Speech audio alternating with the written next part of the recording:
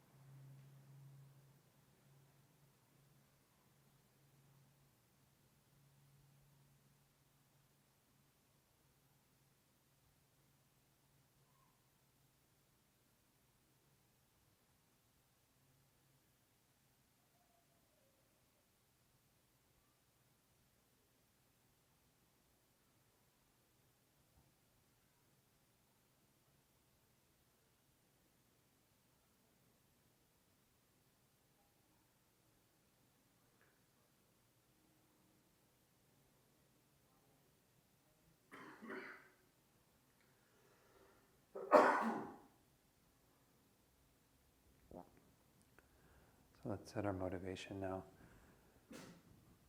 Because we've been working with this topic of bodhicitta through Master Shantideva's wonderful teachings in the first chapter, it'd be good to reflect on some of those points. The whole purpose of that first chapter is to inspire us by seeing the benefits of bodhicitta, to recognize the power of this mind, to relieve the suffering of all beings, to bring all beings to that same state. So we saw Master Shantideva began with this idea of the freedoms and endowments, this perfect human birth that we currently possess. In verse 4 he said that these are very hard to find, and since they accomplish what is meaningful for humanity, if I do not take advantage of them now, how will such a perfect opportunity come about again? This is where we all find ourselves, is in this situation of having this perfect human rebirth, but wanting to make this most meaningful. This is like that flash of lightning in the dark that he goes on to speak of. This rare moment when virtue comes into our hearts, our minds. We're able to turn our attention towards achieving what is good, what is wholesome, especially turning our minds towards bodhicitta. There's nothing we can do that is more meaningful and more powerful than to practice this mind of bodhicitta. As Master Shantideva says, except for a fully awakening mind, by what other virtue will all of these non-virtues and so on be overcome? All the Buddhas who have contemplated for many eons have seen it to be beneficial, for by it the limitless masses of beings will quickly attain the supreme state of bliss. Those who wish to destroy the many sorrows of their conditioned existence, those who wish all beings to experience a multitude of joys, and those who wish to experience much happiness should never forsake the awakening mind.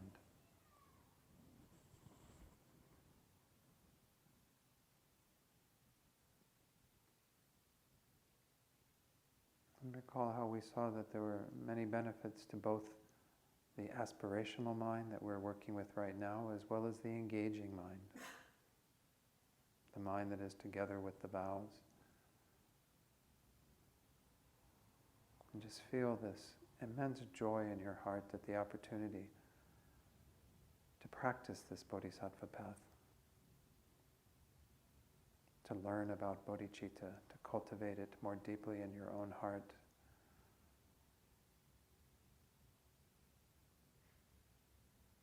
And then bring that wish forward that is the essence of bodhicitta, to aid all sentient beings, to bring them to their ultimate welfare. And the secondary thought, which is to achieve enlightenment yourself so you can do that.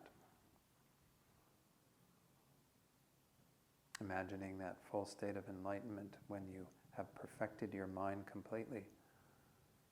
The mind is completely purified of all obscurations, and you manifest spontaneously and perfectly for all sentient beings exactly according to their karma, in whatever form, whatever realm, instantly doing this through the force of your great love, your great compassion, your great power.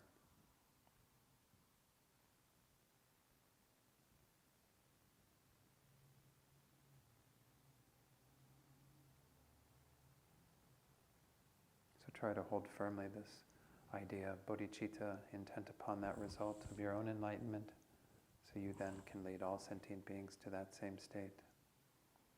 As His Holiness the Dalai Lama says, even though we may not have the ability to benefit other people to that extent right now, we must prepare our minds to do so.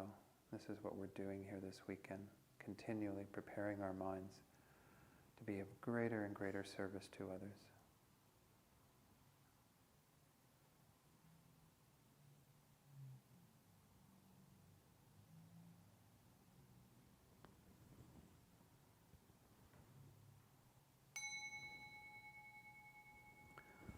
Okay. So any questions from yesterday, from the first chapter?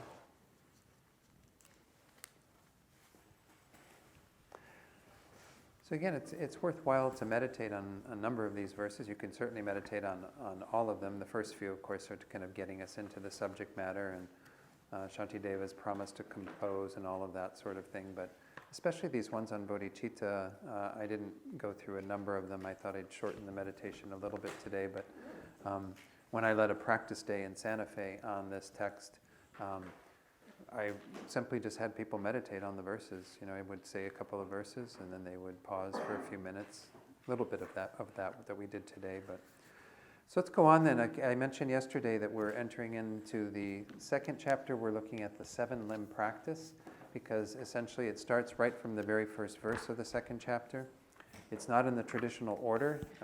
Again, I think all of you have the handout that I prepared. We're on page 6. I went through these in brief yesterday, refuge and the 7-limb prayer. The one thing that's missing from the preliminary practice is usually we do refuge and bodhicitta, then the 7-limb prayer and the mandala offering, but we don't have that included in Shantideva's text. Most of you are familiar with the 7-limb prayer and probably have even seen, there's a nice version of it that's in the King of Prayers by Samantabhadra. It's kind of begins with the 7-limb prayer. And I think that is actually where it started, was in the aspirational prayer of Samantabhadra that comes from one of the sutras of the Buddha. So this is where the 7-limb practice originated. Again, Samantabhadra being one of these 8 Buddhas that appeared in the form of a perfect bodhisattvas in the retinue of the Buddha. And so he demonstrated how to do these main tasks of accumulating merit and purifying negativity, recognizing that, as I said yesterday, without those in place, it's very hard to develop any realizations, much less the realization of bodhicitta that we're striving for at the beginning of this text. So you might have that handout handy as we go through these various limbs of practice. We begin with the limb of offering. So again, what we're doing, as we did yesterday, is we're going to read from Ziggy's translation. Thank you, Ziggy. Charlotte knows Ziggy as well. She was amazing person who did so much and continues to do a lot to benefit the Dharma. So we're going to go through Ziggy's translation of the verses and then correlate them with Gyaltsabje's commentary that Venerable Fedor translated. So let's just start with verse 1 of chapter 2 on page 5. In order to uphold that precious mind, I make excellent offerings to the Tathagatas, to the sacred Dharma, the stainless jewel, and to the children of the Buddhas, the oceans of excellent qualities. So we have here the beginning of this limb of offering. Again, the limb of offering is primarily about accumulating merit, because when we're visualizing or making actual physical offerings, we're accumulating the merit of offering to the merit field, which in this case is the three jewels are mentioned, the Buddha, the Dharma, and the Sangha. The Sangha in particular being the Bodhisattva Sangha, the children of the Buddhas again, who have these amazing qualities. And the main method is by prostrating with body, speech, and mind. This is on your little chart in the handout. Again, if you can do physical prostrations with doing that, it's great, but at least to hold your hands at your heart in prostration mudra, which is with the thumbs tucked in, so you don't have hollow hands, so that then because you want to be kind of offering something in a sense while you're prostrating, having something there, a sort of jewel in your heart while you're prostrating. There's the 5-point prostration, there's the full prostration. If you can do those with any of these types of practices, it's good. But essentially when we're offering to others, we do the same thing. We kind of hold the hands at the heart. I was reading from prostration, sorry. It's like getting you all confused. I was going to number 1, but we're at number 2 actually. Number 2 is accumulating merit by making ordinary and unsurpassable offerings. But I have heard, as I was just saying, that you can hold the prostration mudra while you are making offerings. I think it's very powerful because you have this holy field that you're visualizing or that are in the holy objects on your altar. So it's good to have that prostration. You don't have to do prostrations while you're offering. I was jumping ahead to the prostration commentary. So holding your hands in this manner, you can, this first verse is saying that you're making all of these offerings to the beings with an ocean of qualities, who are the Buddha, the Dharma, and the Sangha. Let's read what Gyaltsabje says. He says, one respectfully makes offerings in thought and action in a wholesome way with exalted objects. To what end? For the purpose of taking the precious mind, from which all the masses of goodness of all sentient beings arise. So this is always in the context, in this particular presentation, of all of these creating the causes for us to be able to take the awakening mind, to cultivate bodhicitta. And if you are doing the ceremony to take the vows, which is also a part of this whole process going into chapter 3, is where they have the verses of taking the vows, then you would do this certainly with a preceptor. The preceptor will lead you in doing that practice. His Holiness, whenever he gives the vows, definitely does that. The 7-limb prayer is a way of preparing your mind to receive the vows. Then he says, to which object, since one makes offerings to the Tathagatas and the holy superior beings, also the holy Dharma jewel, that is the Mahayana truth of cessation that is free from adventitious stains on top of being naturally pure, and the truth of the path, is an object of offering.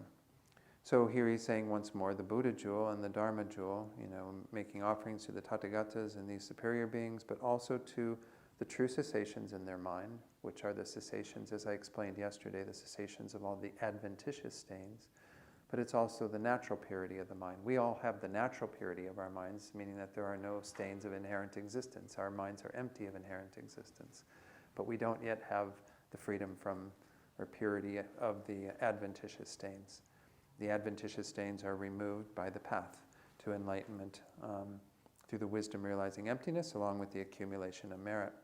So the truth of the true paths, which are the realizations in the mind of these beings, as well as their true cessations, are also included by virtue of that, because we're including the Buddhas in our merit field in terms of making offerings to them. Then the last line, Gyaltsab Je says, the ocean of qualities that are the children of the Buddhas, such as the superior Lord of Avalokiteshvara, Manjushri, and others, are included as well. The Bodhisattva Sangha, or any other children of the Buddhas, those who have great qualities. I don't think I need to say a lot on most of these verses today in this offering section in particular. They're very straightforward. So that's kind of explaining the need to make offerings, that there are these beings that we need to venerate by virtue of making offerings to them. And this is all in the context, again, of generating this precious mind, as it said, in order to uphold it, in order to be able to generate it in our continuum. Let's go ahead and read 2 through 5a.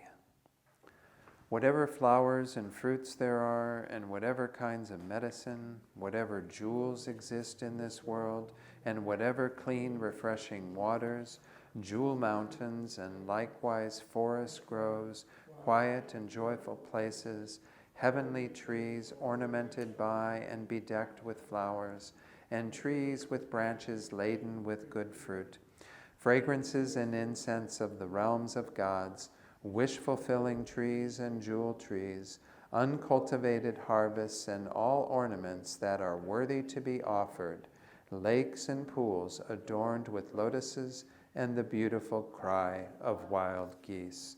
So we have in here, this one in particular, the offering substances that are not owned.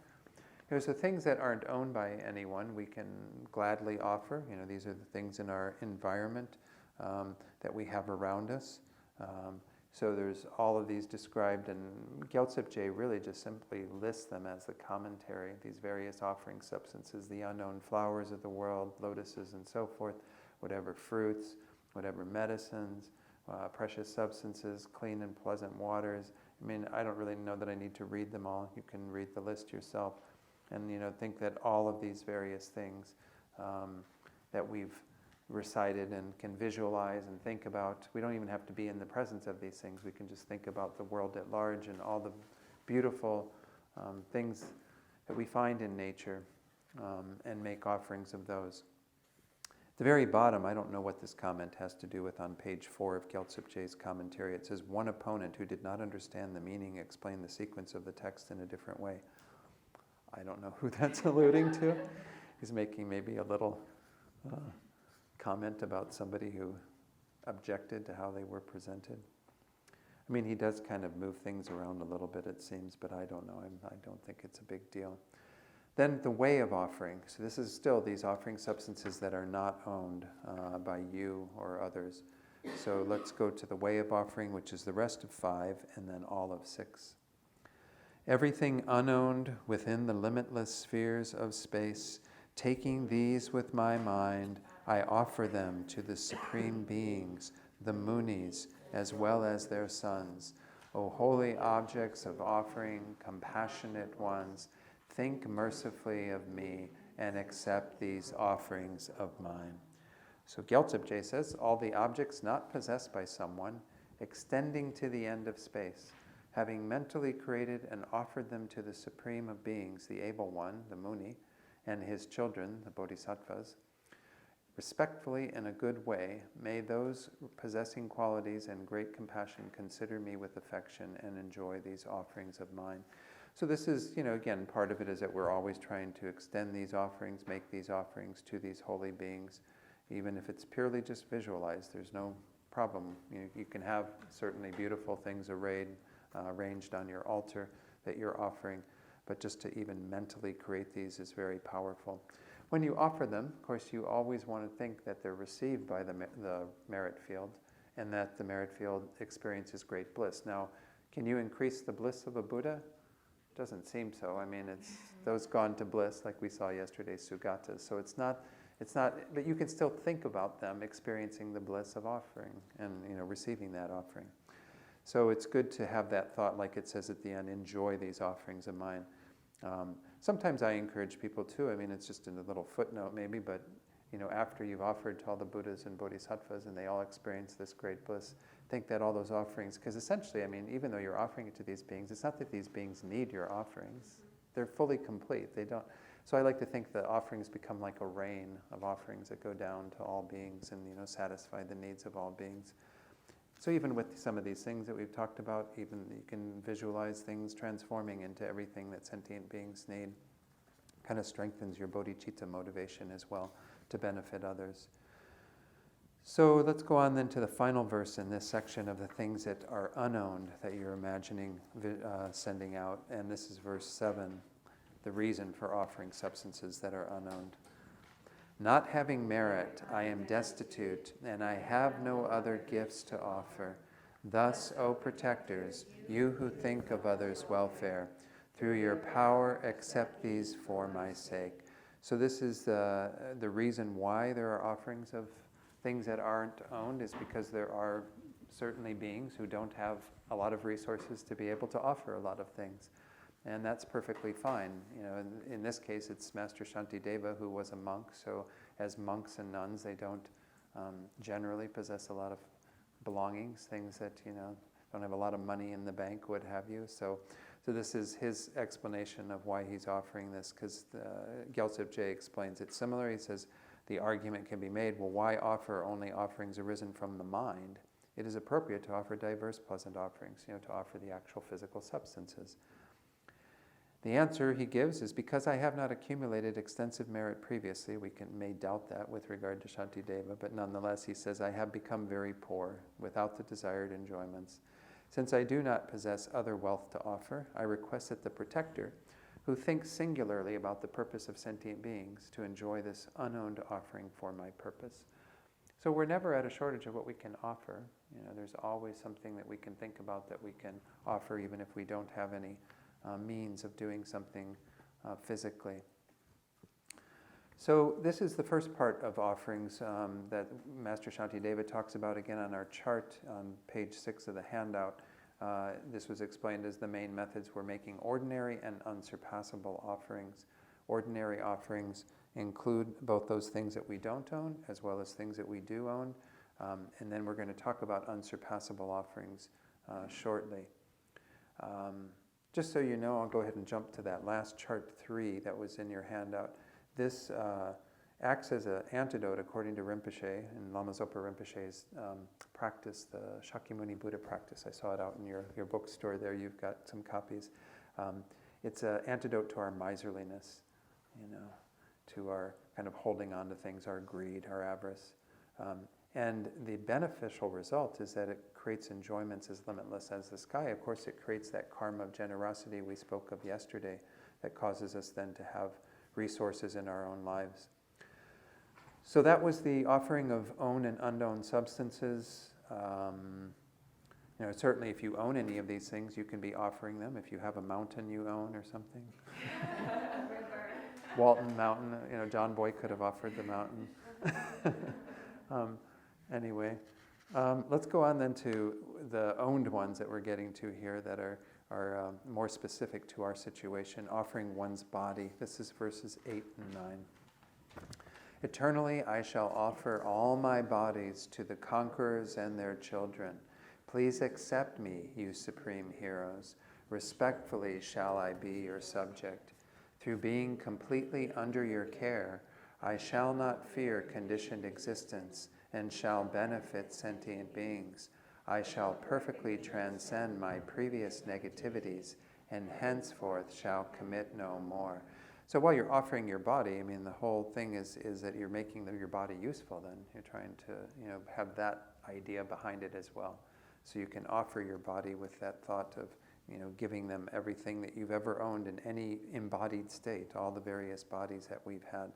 But the idea is that then we want to make sure that we use this body to the greatest purpose.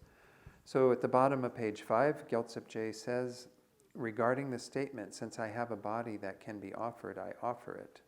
This is what we're looking at. Because we have a body, well then we can offer that body. We can make good use of it just by thinking about offering it to the Buddhas. To the conquerors and their children, I offer completely and always this body of mine, giving up the mind that makes it completely mine. Please, supreme brave beings, enjoy it. And then he says at the top of page 6, the purpose of offering is that I make myself your slave with faith and respect. Maybe servant is a better word than slave. 12 eons a slave. Countless eons. 3 countless eons a slave. Anyway, servant I think is a nicer word. We see that I think in other translations, but anyway.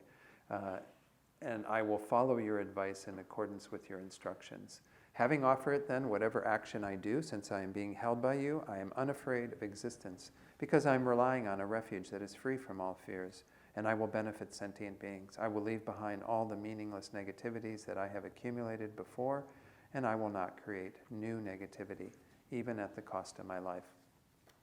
So this is the idea behind offering one's body, is that it's not that you're, turning yourself over in some sort of strange way. You're doing it because you want to devote yourself fully with faith in the Buddhas to meeting the needs of sentient beings. So this is the best use of this body that we have. Now obviously there are times in the Bodhisattva's career where you do give your body up to beings when you're capable of doing that, ready to do that. You don't do it before that, otherwise you're breaking your Bodhisattva vows as well by exceeding your own limitations. But nonetheless, this is the idea behind this, is that we're wanting our bodies to be of service to our gurus, to the Buddhas, to the Bodhisattvas, become kind of a servant of their wishes, their instructions. Any questions? If anyone has any questions as we go through, I'll keep checking in, but just put your hand up and I'll try to notice that you've got something that you need to ask about. But like I said, this section is very straightforward. Now we have offerings that are emanated, visualized and sent forward and what have you, and eventually we'll get to the unsurpassable offerings that are visualized in a particular way. That's a little bit later, but we can think about doing all of these things, having all of these in terms of things that we're offering to the merit field, to the Buddhas and Bodhisattvas. So let's read, let's do 10 through 12b, the second line of 12.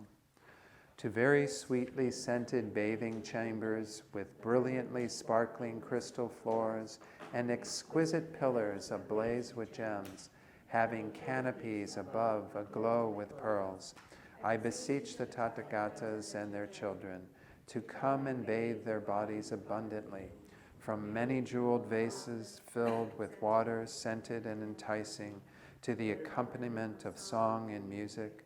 Let me dry their bodies with incomparable cloths, clean and well anointed with scent. So this is a very, beautiful description of like this bathing house, this bathing palace, where we're inviting the Buddhas to come forward and be bathed.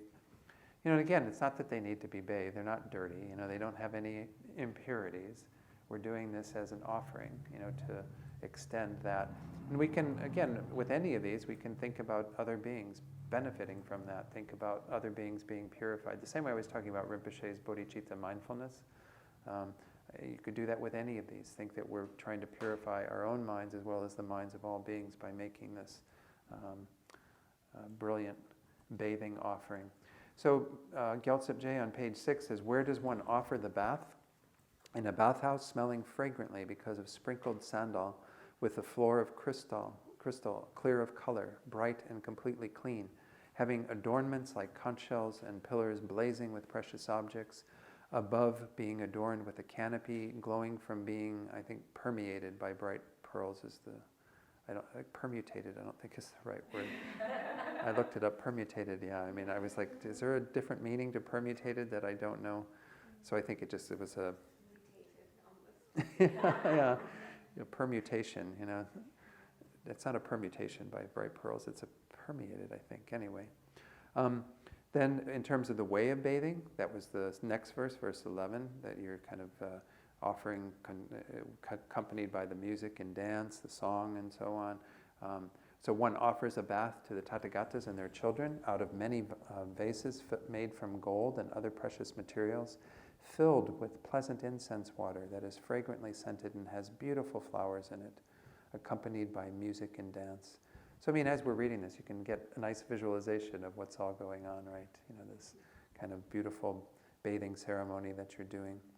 And then drying the body at the end of the bath. I thoroughly dry their bodies, and so on. It says, then one dries the bodies of the objects of offering with unequaled cloth, soft, clean, and infused with scent.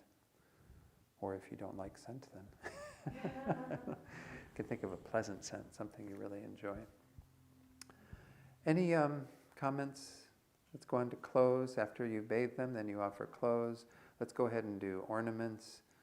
And scented balm. So we'll get through 14, just so that we're not going back and forth as much. So 12 CD. And then may I present them with fragrant, well-dyed garments, manifold, thin and soft clothes. I adorn with hundreds of this and that supreme ornaments, the Aryas, Samantabhadra, Manjughosha, Avalokiteshvara, and so forth. Like polishing pure, refined gold, I anoint the bodies of the lords of subduers that blaze with light, with the choicest perfumes whose fragrance permeates throughout the million worlds. So we have, again, the 3 more offering substances that are mentioned here. Offering clothes. Gyaltsip Je explains this very simply. Having dried their bodies, I offer them holy, fragrant cloths of good color. If they are in the aspect of a householder, I offer them a variety of soft, fine clothes of good size and color. If they're in the aspect of being monastics, then obviously we offer monastic robes to them. Offering ornaments, I offer hundreds of supreme ear ornaments, bracelets, anklets, and so forth. To, among others, Samantabhadra, Mipam, Manjushri, and to the ruler of the world. So again, keep in mind that the Buddhas don't need any of these sorts of things. The Buddhas have natural adornments or ornaments in terms of what are called the 32 signs and the 80 minor marks. These are explained, and actually my teacher, Geshe Jampa Gyatso, in Italy, when he was teaching on this text, he went into a whole description because they're in the other commentary, Abbot Drakpa Gyaltsen's commentary that he was using. He goes into the whole 32 marks, 32 signs and the 80 marks. And those, again, are all things that result from what the Bodhisattva practices on the path that ripen into those. And those are the ways in which all Buddhas are adorned in terms of their body, their sort of pure body that they abide in their pure land. So I don't know that I need to go into any of those. You can certainly study them and find them in various texts. Then the last one that we read was offering scented balm, the supreme smell that gives rise to the fragrant smells of all the 3,000 worlds I apply to the bodies of all the able ones that are glowing and blazing like polished, refined gold. So all of those, and then we get to flowers, and let's do flowers, incense, and food, so 15 and 16. And to the highest objects of giving, the lords of subduers, I offer all enchanting, sweet-smelling flowers, such as mandara, lotus, and utpala, and beautiful, well-arranged garlands. I also offer clouds of incense, whose pervasive sweet aroma steals away the mind. I offer to them the delicacies of the gods, with a variety of foods and drinks too. So these are all, offering substances that we often see in terms of how we, offer to on our altars. Recall the 8 objects that we generally, or 7, you can have depending on your own altar. But those are the traditional way that in India they would greet somebody who arrived at their home. Right? They would initially give them water for drinking because they're parched from their travels. And then they gave them water to wash their feet before they came in, to wash away the dust of the journey. And then they would give them the flower kind of lei or garland, that they would put around their neck. They would light some incense to make it a very pleasing environment. And then light all of the candles to make the room much warmer, more inviting. And then go on to offer some sort of perfume that will help them to smell wonderful and have that experience, and then go on to offer food, and then bring out the entertainment afterwards. So and give them music. Belly dancers. Maybe. You can visualize them. All these wonderful belly dancing dakinis, you know. And dakas, yeah. Let the dakas belly dance too. Yeah, don't get into any gender bias. Okay, so flowers. Gyaltsab Je says, I shall make offerings to the able ones, the supreme objects of offering. With what? With pleasant flowers like mandarava, lotus, utpala flowers, and so forth, which disperse all the fragrant scents. I offer them loose and also as flower garlands, well spread out and beautiful.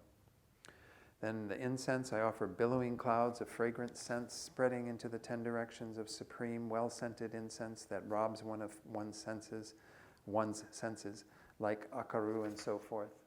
And then food, I offer to the conquerors and their children various foods, like sugar cane. I don't know if I'd really want to nibble on sugar cane, but and various drinks. Then both as divine feasts, possessing various colors, smells, and tastes. So again, when you're offering this, if you say, you're saying the words of offering the food, as it says here, I offer to them the delicacies of the gods with a variety of foods and drinks. I mean, visualize what you enjoy. I think it's always nice to bring that to mind because you already have a pleasant feeling about those substances. If you're offering, Brussels sprouts or something that you don't enjoy, well, offer them something. And then, of course, you're trying to think about these not being in an ordinary form, to as much as possible thinking about, though they might have an ordinary appearance, they are transcendental substances that induce that great bliss in the beings that are receiving them. Of course, Rinpoche is big on offering, as you know. You might read some of his advice about how to make your offerings even more plentiful. He goes into all sorts of visualizations of the merit field in various places, thinking about all the holy objects in Nepal and the holy objects and, at Bodhinath and the stupa there, all of these various, things, and in India and other parts of the world and all of our centers. Apparently Rinpoche, he keeps in mind all the centers and tries to offer to the merit field of that, are the holy objects and the substances that are arranged in our centers and so on.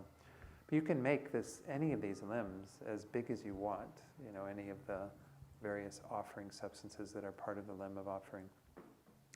Let's go on then to do the next 3, which will be 17 through 19. I also offer them jeweled lamps arranged on golden lotus buds. Upon ground anointed with incense, I scatter loose, pleasing flowers. To those who have the nature of compassion, I offer inestimable palaces resounding with melodious praises, beautified by and blazing with hanging ornaments of gems of pearls that adorn the infinite space. Eternally shall I offer to the lords of subduers jeweled parasols with golden handles and pleasing ornaments embellishing the rims, standing upright, their shapes beautiful to behold.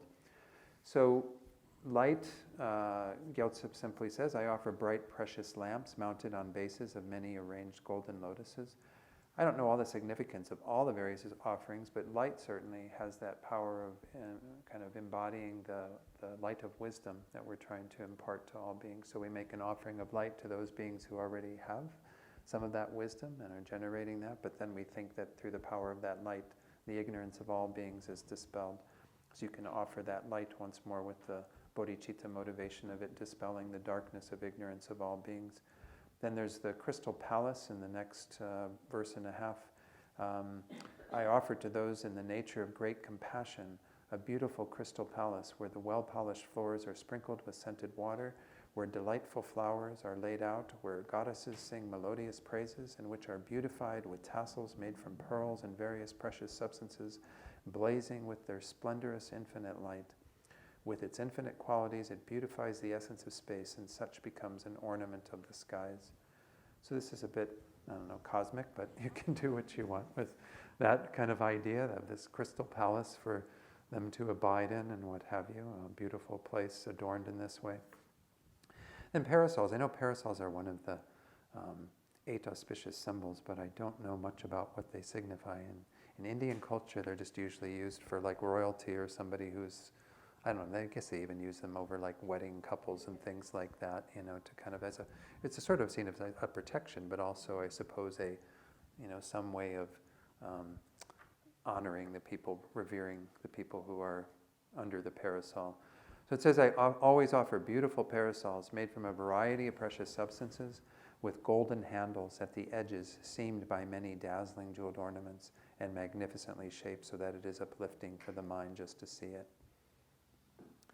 So again, you can visualize all these as well. Let's just do the last two verses that complete this section of the ordinary offerings, those that we own, those that we don't own, those that we're visualizing in this way. So verse 20. Besides those, may collections of offerings resounding with sweet pleasing music, clouds that appease the suffering of sentient beings, remain individually. May a rain of flowers and gems descend continuously upon all the Dharma jewels and upon the reliquaries and holy images. So the first verse was of instruments and music, that's being offered. Apart from the earlier mentioned offerings, I also prevent offering clouds of instruments such as clay drums with delightful melodies that dispel the sufferings of sentient beings and satisfy them just through hearing. May arrays of such offering clouds be scattered about. So again, whenever I think of offering music, I offer music that I enjoy. I don't think about, I guess, in Tibet you have all this stuff around the conch shell being blown and the trumpets and all this, which isn't really as pleasing to Western ears, I don't think, as, Bach might be or something. You can offer, the Brandenburg concertos. Do whatever, is pleasing to you. But, make your offering something that, again, fills all of space as much as possible. So with musical instruments, whatever, think of the whole symphony there or whatever, making this vast offering. And then the blessing that they may be continually in the aspect of offering. So this is the commentary from Gyaltsab Je on page 9 says, may it rain unceasingly until the end of psychic existence, precious flowers and other offerings on the 12 types of scriptures, on all Dharma jewels that are contained in the truth of cessation and the truth of the path, on stupas that contain relics of the Buddha and physical representations of the body of the Buddha, such as paintings and so forth. So whatever holy objects there are, again, Rinpoche does a good job of describing all the various things that are out there that we can think about in our world and so on. Think that they're all receiving this continual rain of offerings. Yes, Jennifer. A quick story and then a question. Yes, please, share a story.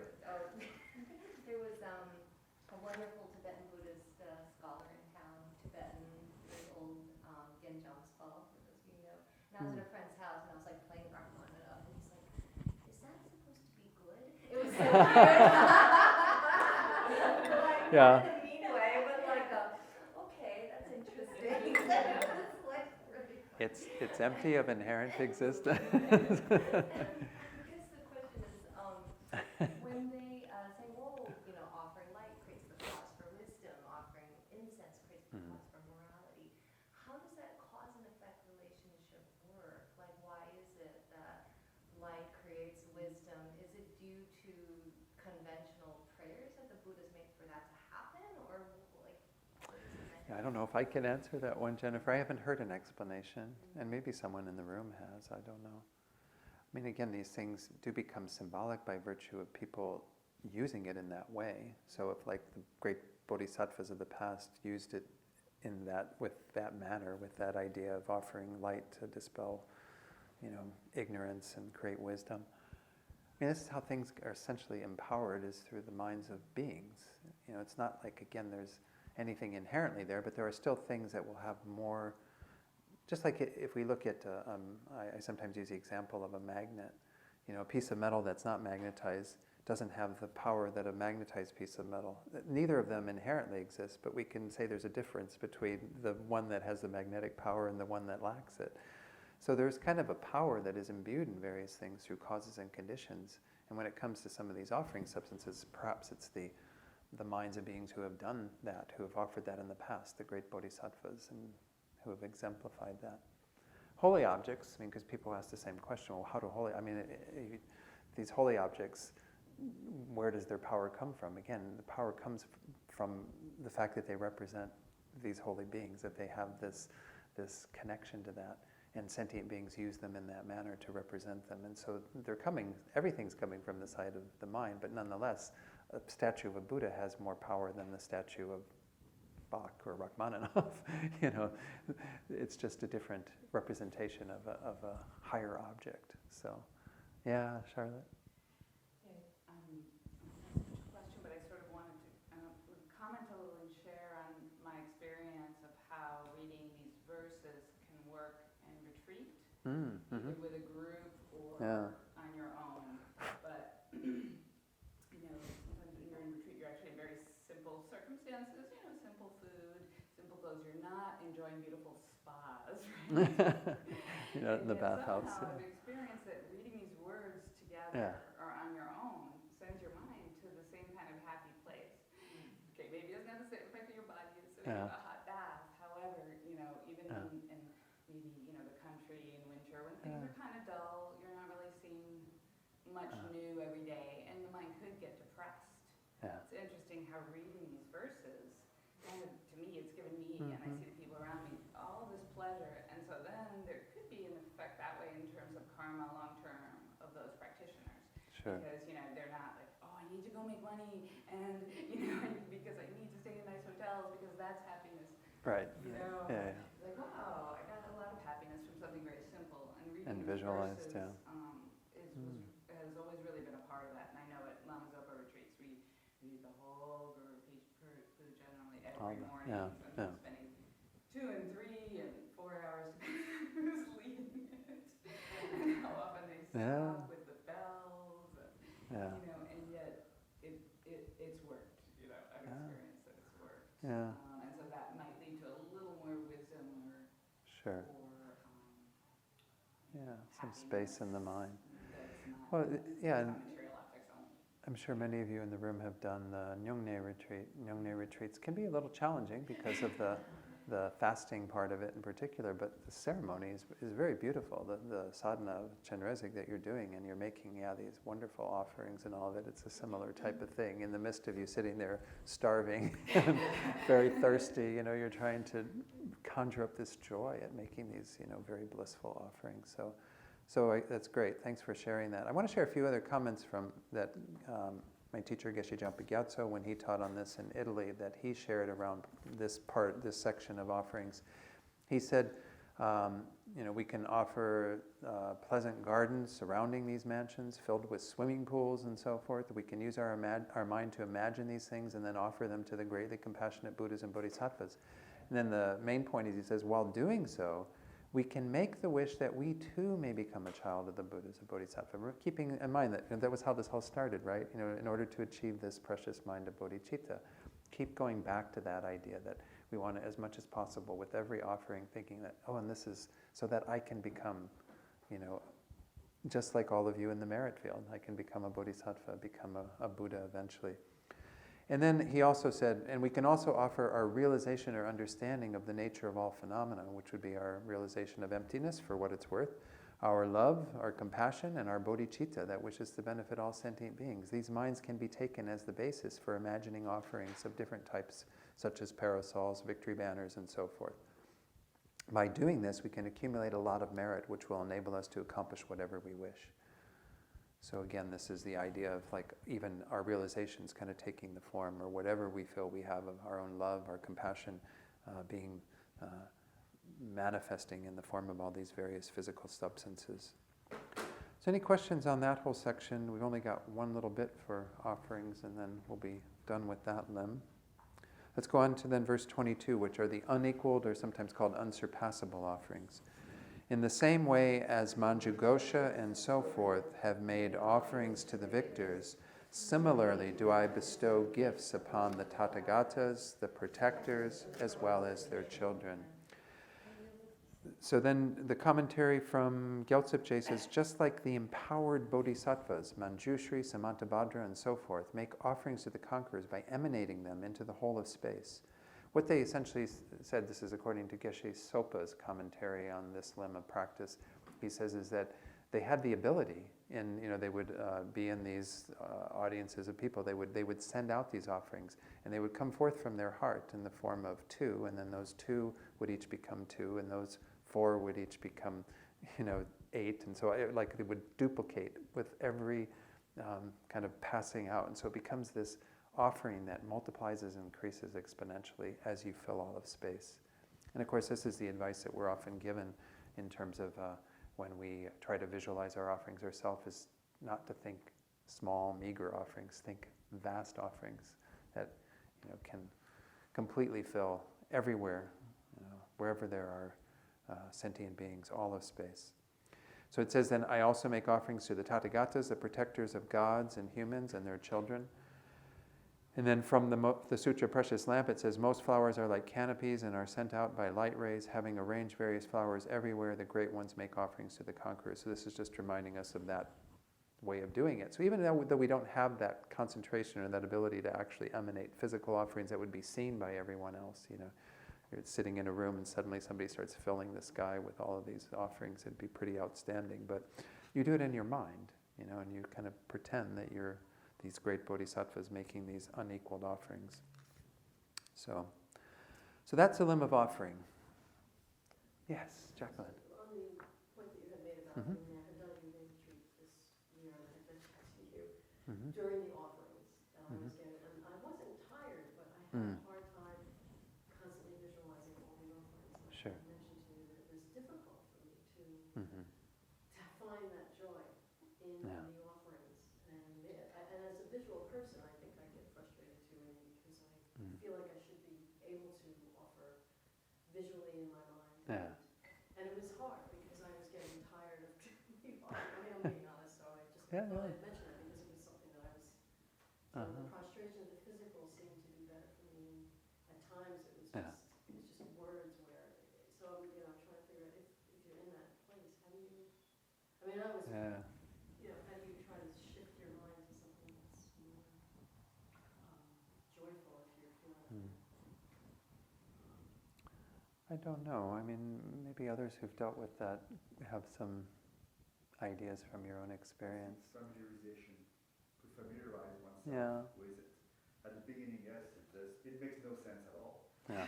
But even to get the kind of the fatigue, It's just, no, I almost. understand the offering. Yeah. But it's just it's being able to really feel it, I think. That's, I think, where I'm struggling. Yeah, but maybe at the beginning you feel one, Mm-hmm. and that's plenty. Yeah. And then maybe later it's 1 + 1. Yeah, Jennifer. I think it's also not having expectations of what, Mm. to feel that, because, some people don't resonate with Nunde, some do, some people resonate with offerings, some don't, and also I think, I've seen that the karma will ripen differently at different times, so, one Nunde will be very different from another, and so, to me, the most helpful thing is just accepting whatever is happening and not having that expectation that it needs to be great or wonderful, and doing what suits our karma. That's just what that's helpful. That's, often the advice is just to keep doing it and not get too concerned about those sorts of things. But when we talk about rejoicing, we haven't gotten to the limb of rejoicing because it's at the beginning of the chapter 3, but there's where you definitely want to have a joyful mind together with all those thoughts. So I think it's nice if we can have the joyful mind with any of these, joyfully prostrating, joyfully offering, joyfully, confessing even. I mean, because we want to see that we've got this amazing opportunity to create this merit, to purify negativities and so on. But if it's not there, I think Tibetan Buddhism is really good on fake it till you make it kind of thing, I thought I was the only one doing that. No, we're all with you, George. I mean, if we think about with offering, what it's like to receive stuff ourselves, if somebody showed up at your house with a beautiful arrangement of flowers, I mean, the joy that you'd have in your own heart when you're kind of receiving that, sometimes that can link it in because you kind of remember what it's like to be on the receiving end of beautiful offerings, and then so you're very joyful to give it to others and to experience that. But I don't know, that's just another idea perhaps that. And because it's tantra, shouldn't we visualize ourselves as the receiving power? Yeah. As that, so it's also not just giving it away to others,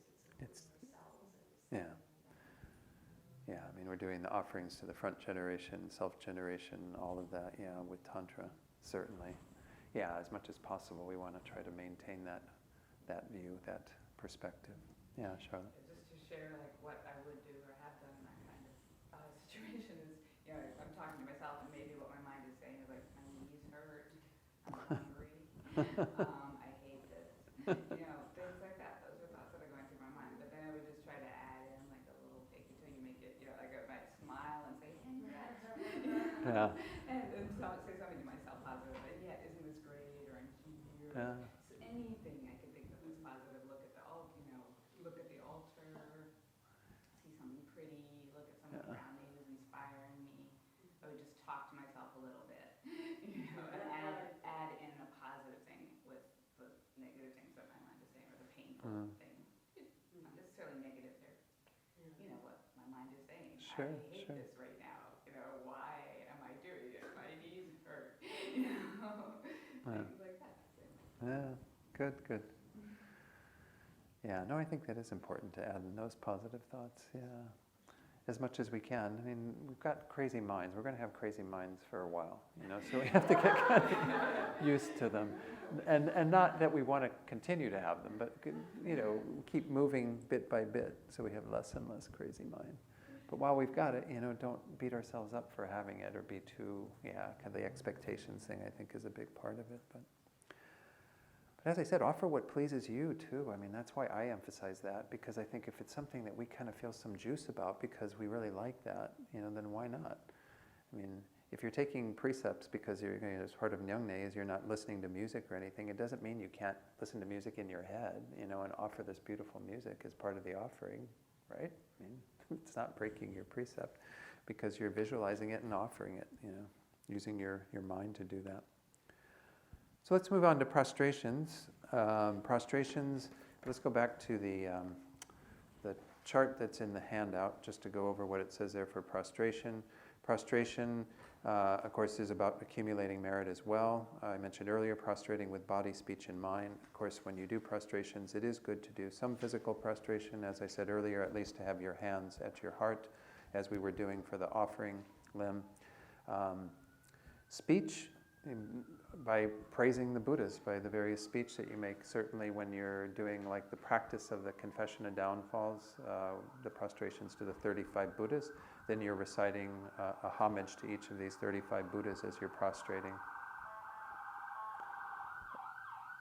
You can offer the ambulance sounds and pray for whoever it is they're going to. And then you can, certainly in terms of your mind, kind of turn your awareness to the qualities of the beings that you're prostrating to. The whole purpose of prostration is to reduce our pride, to generate more humility, to kind of put ourselves in that more inferior position by bending down or by prostrating fully on the ground or partially on the ground. So anyway, this is the idea behind it. It says that it will help us to achieve the infinite qualities of the Buddhas according to Rinpoche's text. So let's go ahead and do the first verse of prostration, which is verbal praise, number 23. I eulogize the oceans of excellent qualities with oceans of branches of melodious praise. May these clouds of pleasant eulogy certainly arise always to them everywhere. So Gyaltsab Je says at the bottom of page 9, this ocean of qualities of knowledge, love, and so forth, I eulogize with an ocean of melodious hymns that express infinite qualities. Hymns here refers to words, limb refers to the cause, and ocean means many. So when it said, this idea of oceans of limbs, it's oceans of causes, many causes. What does it say in ours? This oceans of branches of melodious praise. Again, you're just trying to think about all the various ways of praising these beings. At the top of the next page, he continues. He says, carry out the praise by visualizing every body with many heads and every head and many tongues, every head with many tongues. Further, even though oneself does not make praises to the great number of superiors, may infinite clouds reach them without fail in place and time. So as the footnote says, in terms of that comment about every body, the understanding is that one emanates many bodies or visualizes oneself surrounded by all one's bodies of the past, present, and future in human aspect.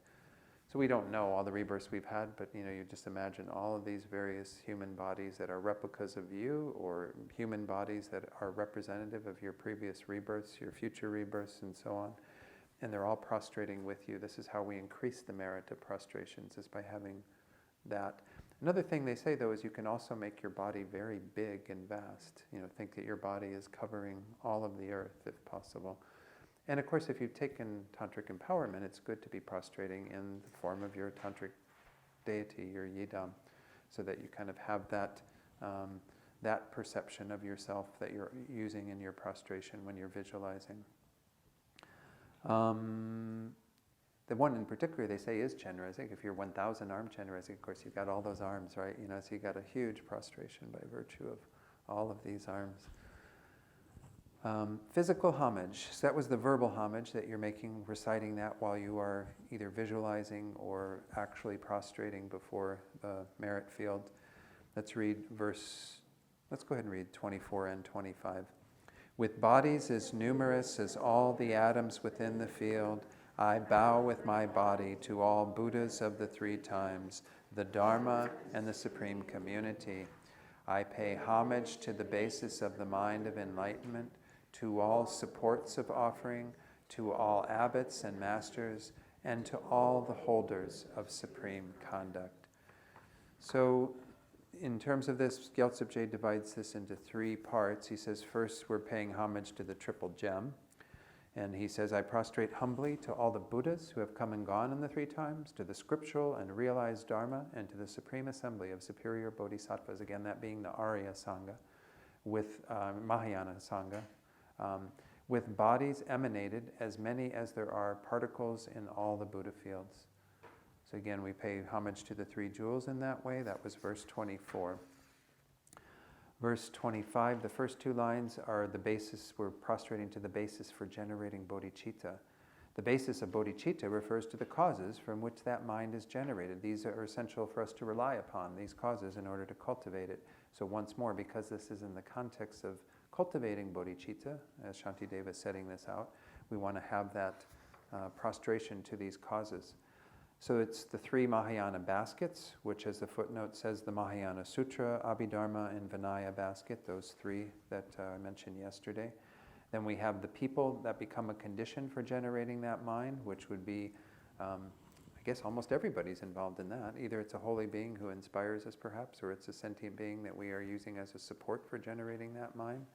The place where it is generated, the body of the Buddha and so forth, that we are generating it in respect to, and then the stupas, other holy objects that act as a support as well.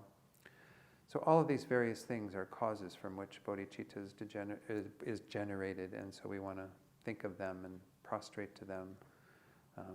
So again, for the people that become a condition, it would mostly be, again, those gurus and teachers that have helped us on our path that we prostrate to. Sentient beings are certainly a support, but I don't know if they'd be an object of prostration. I guess there's nothing wrong with prostrating to sentient beings. It's just that they're not a kind of fully qualified support for prostrations, but nonetheless we could still prostrate, I suppose. Then finally to abbots, preceptors, and so forth. Gyaltsab explains the last two lines of 25, saying, I prostrate to the abbots that connect and complete the earlier and later words of individual liberation. Likewise, I prostrate to the preceptors that bestow the vows, and to the supreme adepts that carry the burden of training in the supreme disciplines of the path to liberation. So all of these great practitioners and so on, of the past, of the present, of the future, who have these qualities of bestowing vows, these abbots that kind of keep the traditions alive, connecting the earlier and later words, that keep the monastic tradition going in terms of the monasteries and so forth. And then the supreme adepts that carry the burden of training in the supreme disciplines, the path to liberation and so on. So any comments on that, prostration? I don't know that there's much to say on that, just a few verses. So as I mentioned yesterday, then we kind of jump from the 7 limbs that we're involved in here. We did the second one, then the first one. We jumped to refuge.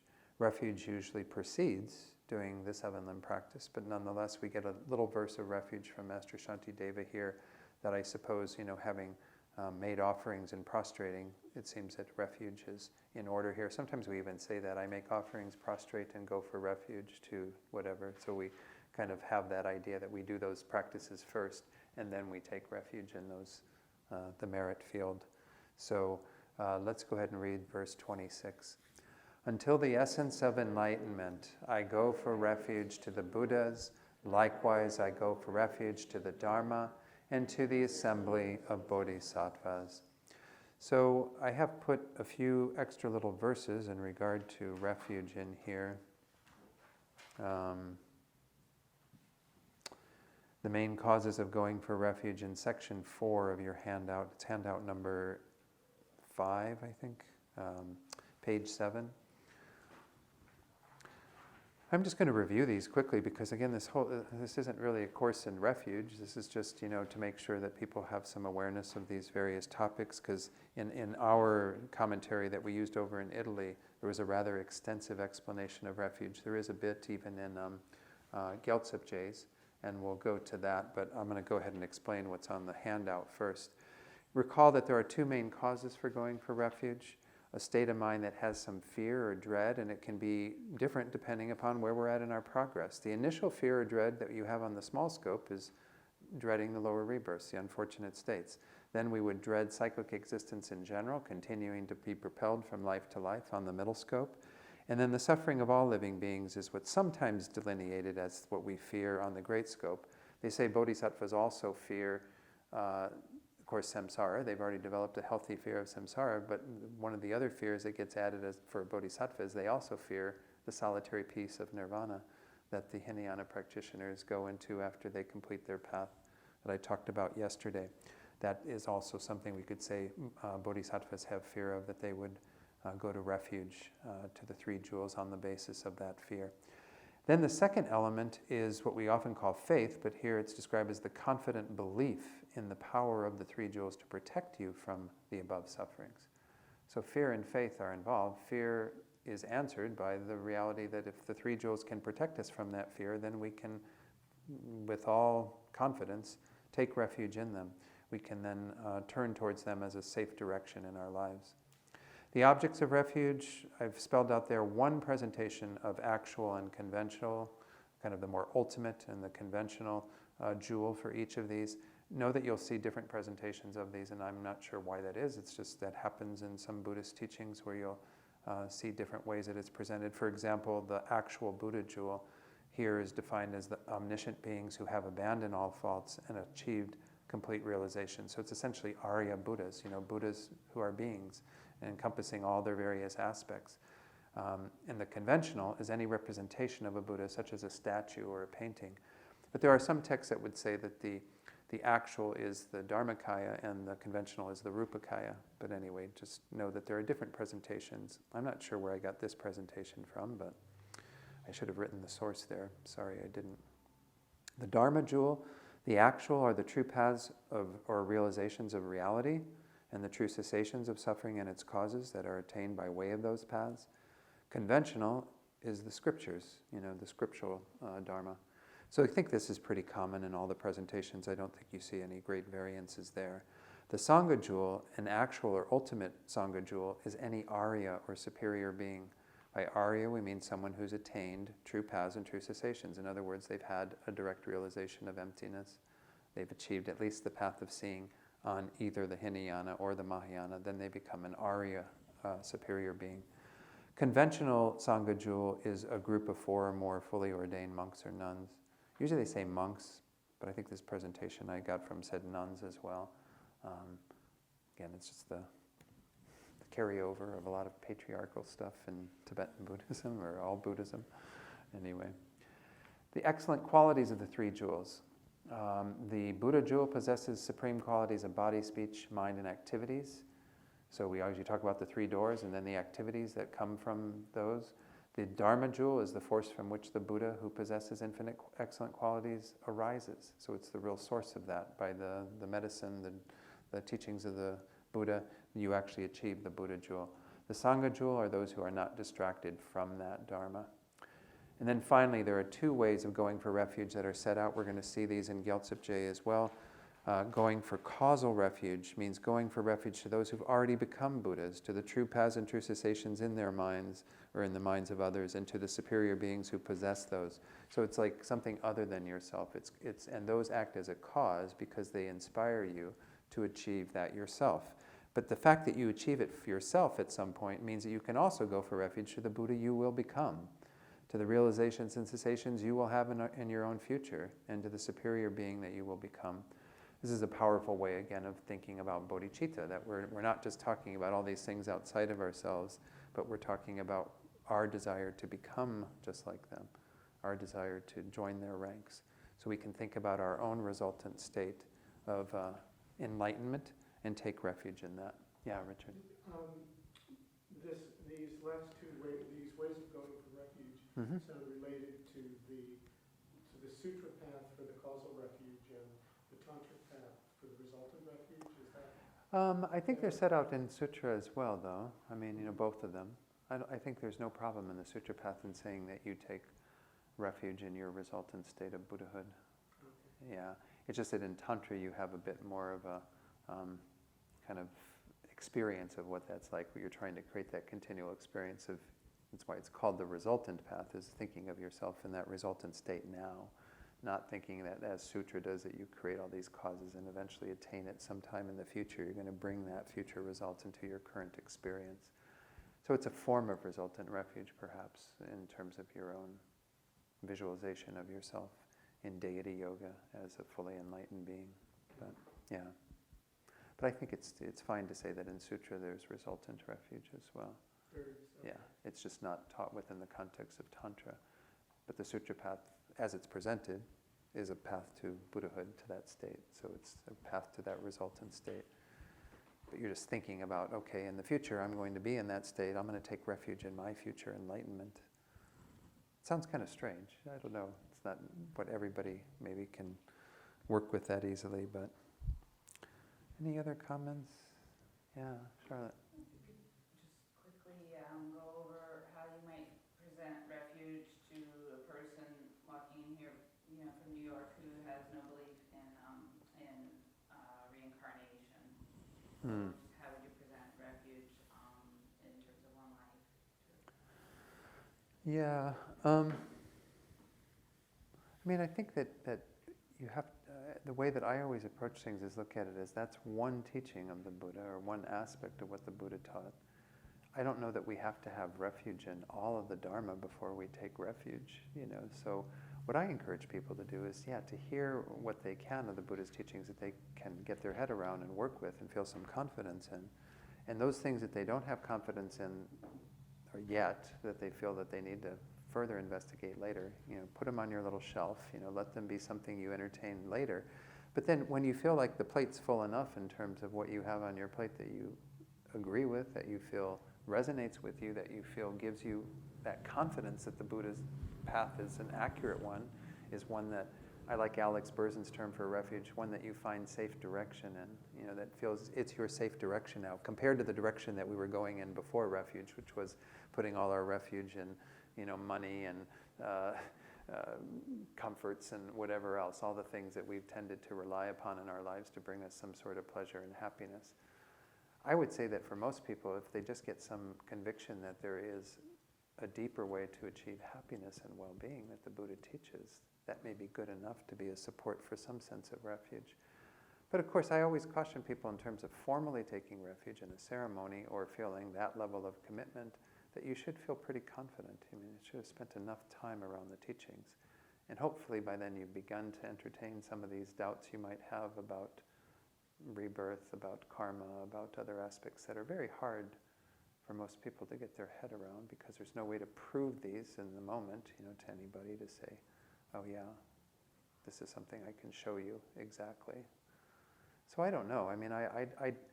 I just always tell people to have a bit of spacious mind around it. But I know in this tradition it's really hard, because right from the very beginning, you hear about the Lam Rim, and it's the first topic is how to get a good rebirth. So it's like, and you got karma involved in that and all that. So it's already kind of being indoctrinated right from the very beginning that if you have any sort of refuge, it's based on some fear of your future existence. That seems to be the bottom line in terms of how it's presented. But I don't know. I mean, would somebody technically have refuge if all they have is fear of the sufferings of this life? I don't know if that's technically a fully qualified refuge, but yeah, Jennifer. Oh, I mean, the only experience I've had is seeing Glenn Spencer, and his Uh-huh. it was totally secular. It was mindfulness, selflessness, compassion, and he was teaching the four form powers, and he did it in a secular way. Which Oh, wow, yeah. interesting. Yeah. And it wasn't meant to go super in depth, but the refuge was like the safe direction. It's like we're learning the causes of happiness don't come from out there, it's coming from our mind, right? The different types of happiness compared to the different levels of suffering.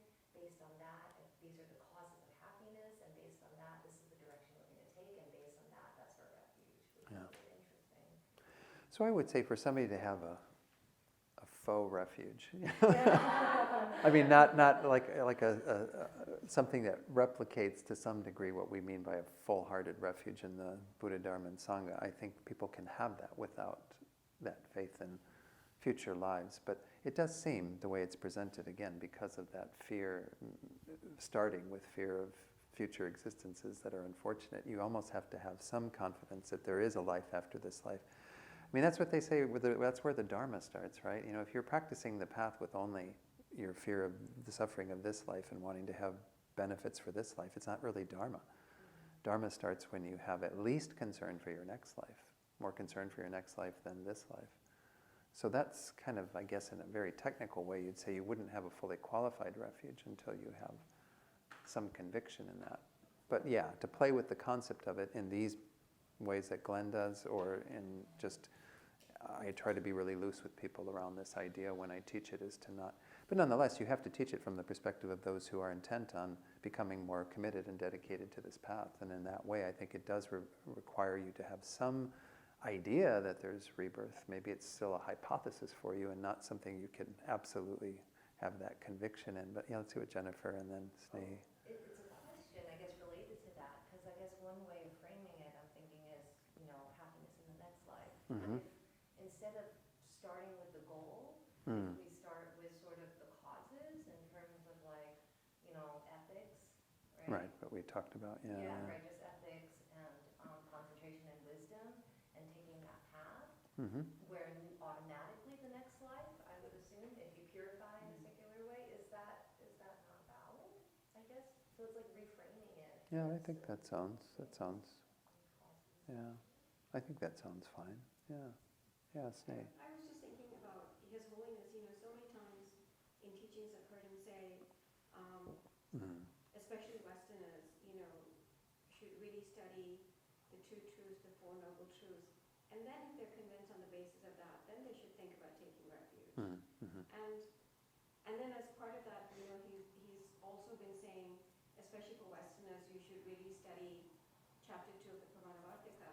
Mm-hmm. And last month I had a chance to at least do a little bit of that with Jamaicans or Lobsang Jambai, DNKL. And I realized, well, you know, it's a lot to cover in 10 days, but at least looking at the scope of the topics, which is like looking at the reasons for rebirth and, you know, Sure. all of Yeah, that. And yeah. I thought, oh, this is why His Holiness says that, because it forces us as individuals to really think through the logic, you know. Mm-hmm. How much of karma can I prove to myself? How much of, you know, past lives and future lives can I rely on for reasoning? And then most importantly, like, why is the Buddha a reliable teacher? Right. Like, you go through all that reasoning and then you become convinced yourself, oh my Sure. God, somebody who has achieved or even thought about some of these things, how amazing. Sure. But, Yeah. you know, so Yeah. I really have come to appreciate His Holiness's advice that, you know, don't take it lightly, like really take the time out to convince yourself Right, right. that this is a good thing to do, you know? Mm-hmm. No, it's a very good point. Which takes a lot of, you know, effort from the side of the student to say, why is the Buddha reliable? And so the book that they had recommended for the teaching, which was very hard to get through, but I like the title by Roger Jackson, which is Oh, Is that's, Enlightenment Possible? Yeah. Because, like, you know, that is our question. sure. Is it possible? Yeah. And then you have to convince yourself it's possible at some level. Yeah, and I think that when we talk about these things in the scope of a single life, I mean, when people come in and they recognize the immensity of the path and then it gives some room in my mind when I start thinking about there's rebirths, there's, existences beyond this one. Most of us are going to need that continuity of a number of rebirths before we achieve this state. We're not going to have the good fortune and the merit to be able to do it in a single life. So, but I don't know. I mean, these are issues that we obviously struggle with in terms of how to help people to get their heads around these concepts when they're not necessarily that convinced of some of the teachings. So we're about break time, 11:30. Richard was very kind to look up parasols, and I wanted to just have him read. It's very short in terms of the significance of the parasol. Thought it was similar to what I was saying, but it's got some additional information. So. Sure. Yeah. This is just from Wikipedia. I'm sure there's plenty more that can come out. But the jeweled parasol, which is similar in ritual function to the canopy, represents the protection of beings from harmful forces and illness. It represents the canopy or firmament of the sky, and therefore the expansiveness and unfolding of space and the element ether. It also represents the expansiveness, unfolding, and protective quality of the Sahasrara, which is the crown chakra, and all take refuge in the Dharma under the auspiciousness of the parasol. Okay, thank you, yeah. All right, yeah, Jennifer, you had a question about the text and the commentary. Commentary under Uh-huh. homage and the basis for generating bodhicitta. Sorry, I probably just totally missed this, but it said the basis of bodhicitta refers to the causes from which that mind is generated. One is the people that become a condition for generating the mind. Is that sentient beings? Well, that's where when I was talking about it, I said, initially it would be the preceptor or the people who have instructed us in generating bodhicitta. So it's our gurus, teachers, and so on. And then I was saying, well, sentient beings are also conditioned for generating that mind because you need them as a support for generating bodhicitta. But nonetheless, this is if you're prostrating to all of these, are you prostrating to all sentient beings? I'm not so sure. I mean, they're not the same in the same field or qualities of that. We often talk about the field of benefit and the field of qualities in terms of sentient beings are the field of benefit because we derive great benefit from relying upon them, and they induce great benefit in us then. And the field of qualities they wouldn't really belong to yet because at least most of them wouldn't, because they don't have the qualities that the three jewels possess and so on. But nonetheless, I mean, the three Mahayana baskets are definitely worthy of homage. The gurus and so on that help us on our path. The place where it is generated, that gets to be a little, I mean, I don't know. I mean, I guess holy, if it's in a holy place and what have you, then that has a different connotation to it. The body of the Buddha, stupas, these are all pretty high level quality objects, whereas sentient beings are a field, an important field. And there is a verse later on in Shantideva where he says, we tend to put so much value on the Buddhas, but the sentient beings are equally worthy of our respect and concern because they're the object of our generating bodhicitta. We need the holy beings to help us on the path, but we need them as a support. Okay. Any other comments, questions? So let's finish off refuge with what Gyaltsab says. There are many other topics we can talk about in terms of refuge, but as I said, this isn't a course on refuge. You should definitely examine the commitments of refuge if you haven't taken them yet, or even if you have, just to assure that you are following the commitments of refuge. On page 11, Gyaltsab says, the meaning of refuge is to mentally hold the object as the basis for liberation from dangers and suffering, and to express this verbally. There is causal refuge and resultant refuge. The first is to hold the three jewels that already exist as the basis for liberation from dangers. The second is to hold the Buddha jewel and Dharma jewels that one is going to realize in one's own continuum as basis for liberation. And as I said, you could also include your own manifesting as the Sangha jewel, but essentially it's all included within that. The causes for refuge, the refuge objects, and the four ways of going for refuge, by knowing the qualities, knowing the differences, by acceptance and by not asserting other refuges, as well as the advice of refuge, the commitments and so on. One can know from the great expositions of the stages of the path of the perfections by the great lamas. Hence, I do not explain them here, and that's also why I'm not going to go into great detail for it. We looked at the causes briefly because that is kind of an important one to touch on, and the three objects of refuge. But these ways of knowing the differences and so on, all of that is really quite useful to study. I assume you studied it in Discovering Buddhism not that long ago then, maybe? I don't know. What module are you on now? We just restarted. Oh, just restarted. Oh, okay. So, yeah. But we did, I think, move refuge, did we not? Yeah, for Bernardino or something, right? Yeah. Oh, okay. So Talking about this TV? was recent. Yeah. I think they just restarted, they just ended mine, Right. the first one. So they're moving on with, okay. In July, you probably did. She was here in July. It was around then, I think. Okay. The refutation of the mistaken assertion that the truth of the path is never an ultimate refuge, the general presentation of refuge, the difference between ultimate and conventional refuge, and so forth, I have already explained in the commentary on the Uttara Tantra, and you can understand it from there. I'm not going to say anything on that anyway. Here one goes for refuge from now until the attainment of the essence of highest enlightenment. This is the Mahayana refuge, when one manifests the Dharmakaya at the feet of the Bodhi tree by taking the three Mahayana jewels that already exist in the continuum of others and the three jewels that will exist at one point in one's own continuum as focal object. So here we're talking about a specific Mahayana refuge that is together with bodhicitta, because that's the aim of taking refuge until enlightenment. That's how we even say it in this tradition, right? We don't say, I take refuge until I am liberated from my own suffering and attain nirvana. We say, until I attain enlightenment. Until that time, one takes refuge in the Buddhas and likewise in the Mahayana Dharma jewel and in the assembly of bodhisattvas, the superior bodhisattvas in particular, because they are the more actual or ultimate refuge object for the Sangha, are the Arya bodhisattvas, those who have that realization of emptiness directly. One takes the Buddhas that are already established as teachers of the path, the Dharma jewel that one will generate in one's own continuum as the actual refuge, and Mahayana superiors that have already achieved the Dharma jewel as companions to achieve the refuge.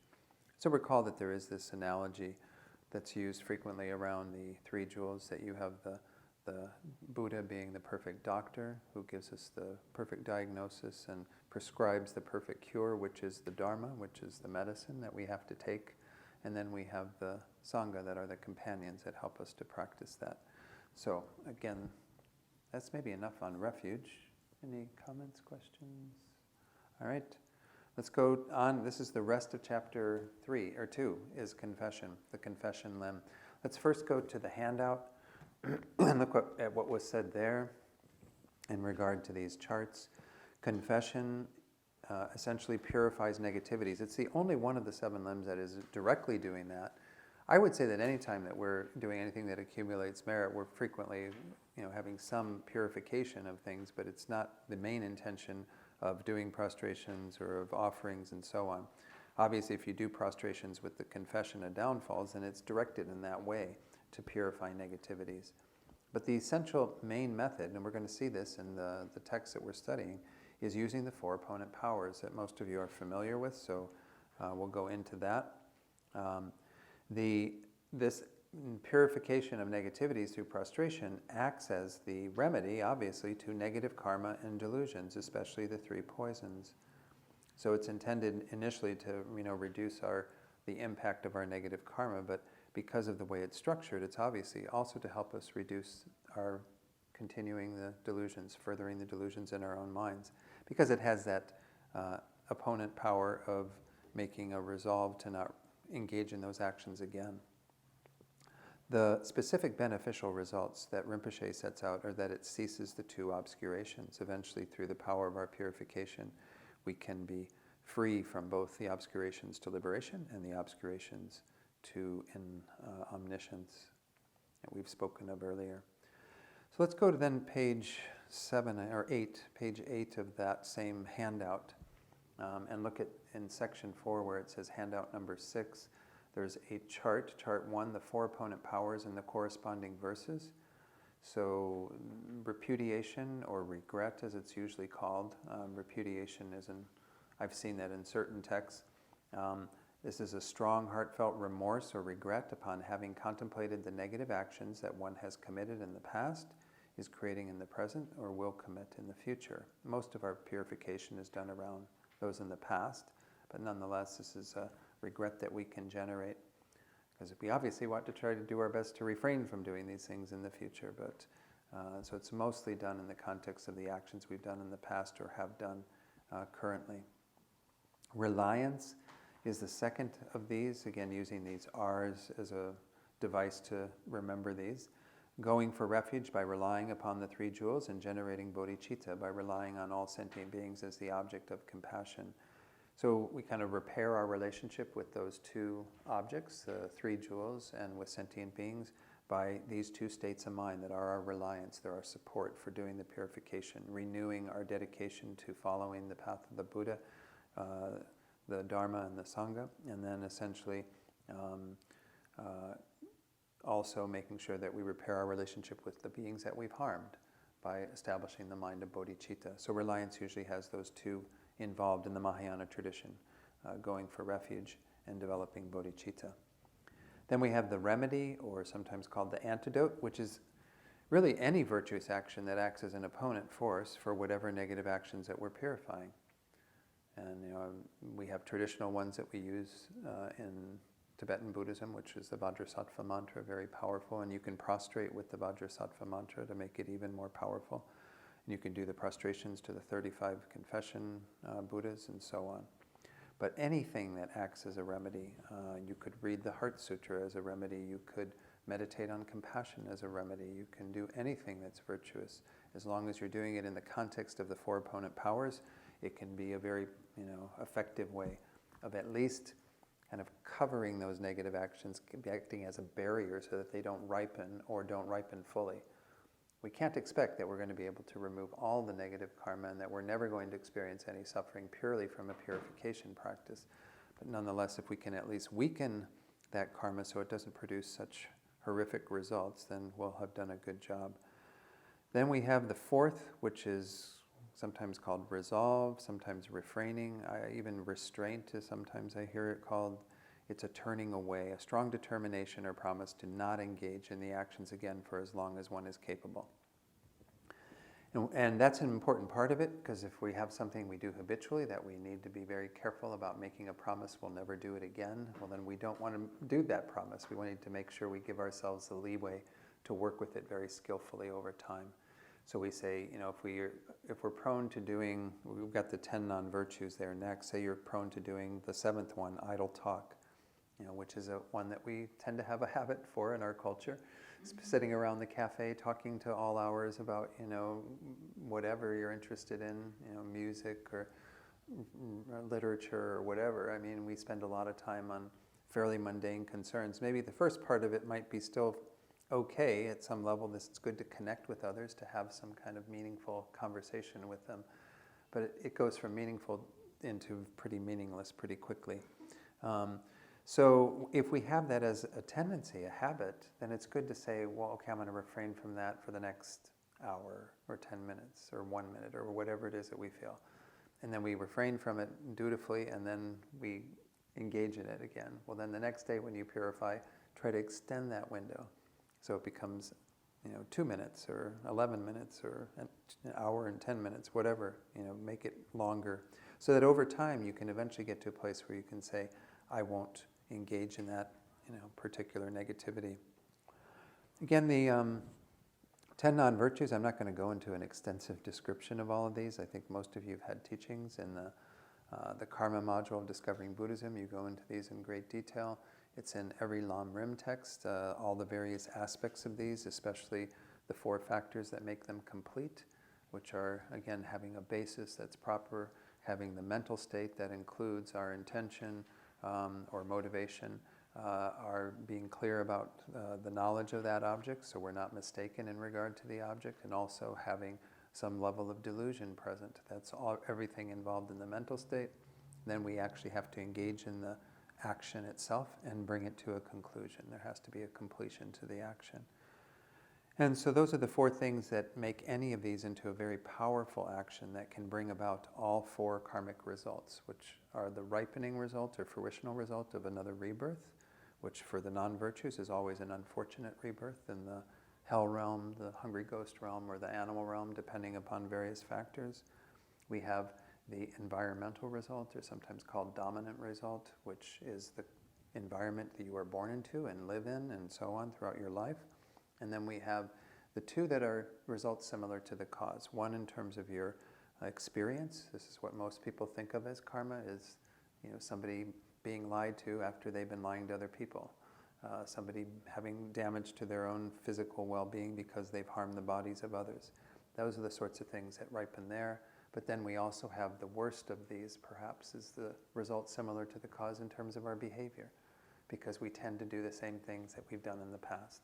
And so we have that karmic conditioning to be really good at lying, as some people who tweet are. At least one person I can think of. So we can see these karmic patterns, that we have to be addressing, and that fourth opponent power is really important to, address them in that way, because otherwise we get that result, that karmic result of continuing to do them again and again and again and again and again.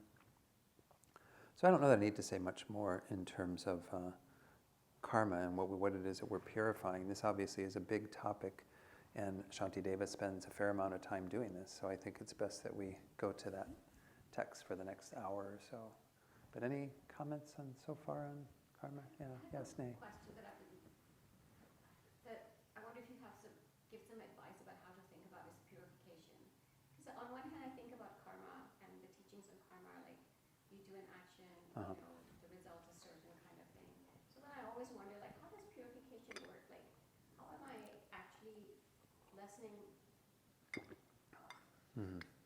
the fruition of all the horrible things I have done in Sure. all my past lives and this life? I mean, I don't know if I can explain, down to the level of exact mechanism, because I don't know that it's... Yeah. When you even talk about karma and how does karma work in the first place, it's a very complicated process. In the Prasangika school, they have this very detailed way of talking about disintegratedness and all this. Charlotte was there when we did our middle way studies over there, and most of us in the room were just kind of like, okay, this is interesting, but I don't have any... It doesn't even explain it further for me. It doesn't give me any better idea about how karma ripens. Essentially, what I was using is kind of that analogy, like through the four opponent powers, you're really trying to create this sort of shield or barrier that keeps that karma in a more impotent state. Or if it does arise, it has less power to produce the result it would have had.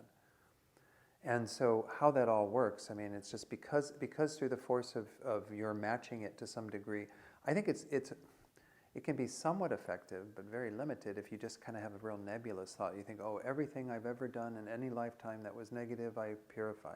Well, you might be able to do that at some point, but it's really helpful to match it up with specific actions. That's why you're encouraged to purify every day, because you can look back over your day and not forget everything, hopefully. Or even purify right in the middle. Lama Tisha, apparently, when he was traveling or something, if he had a negative thought, he would get off of his horse or whatever he was traveling on and immediately purify. He just felt like, you can't let it take root. You can't do anything. You have to uproot it right away. They say one of the ways to immediately uproot is regret.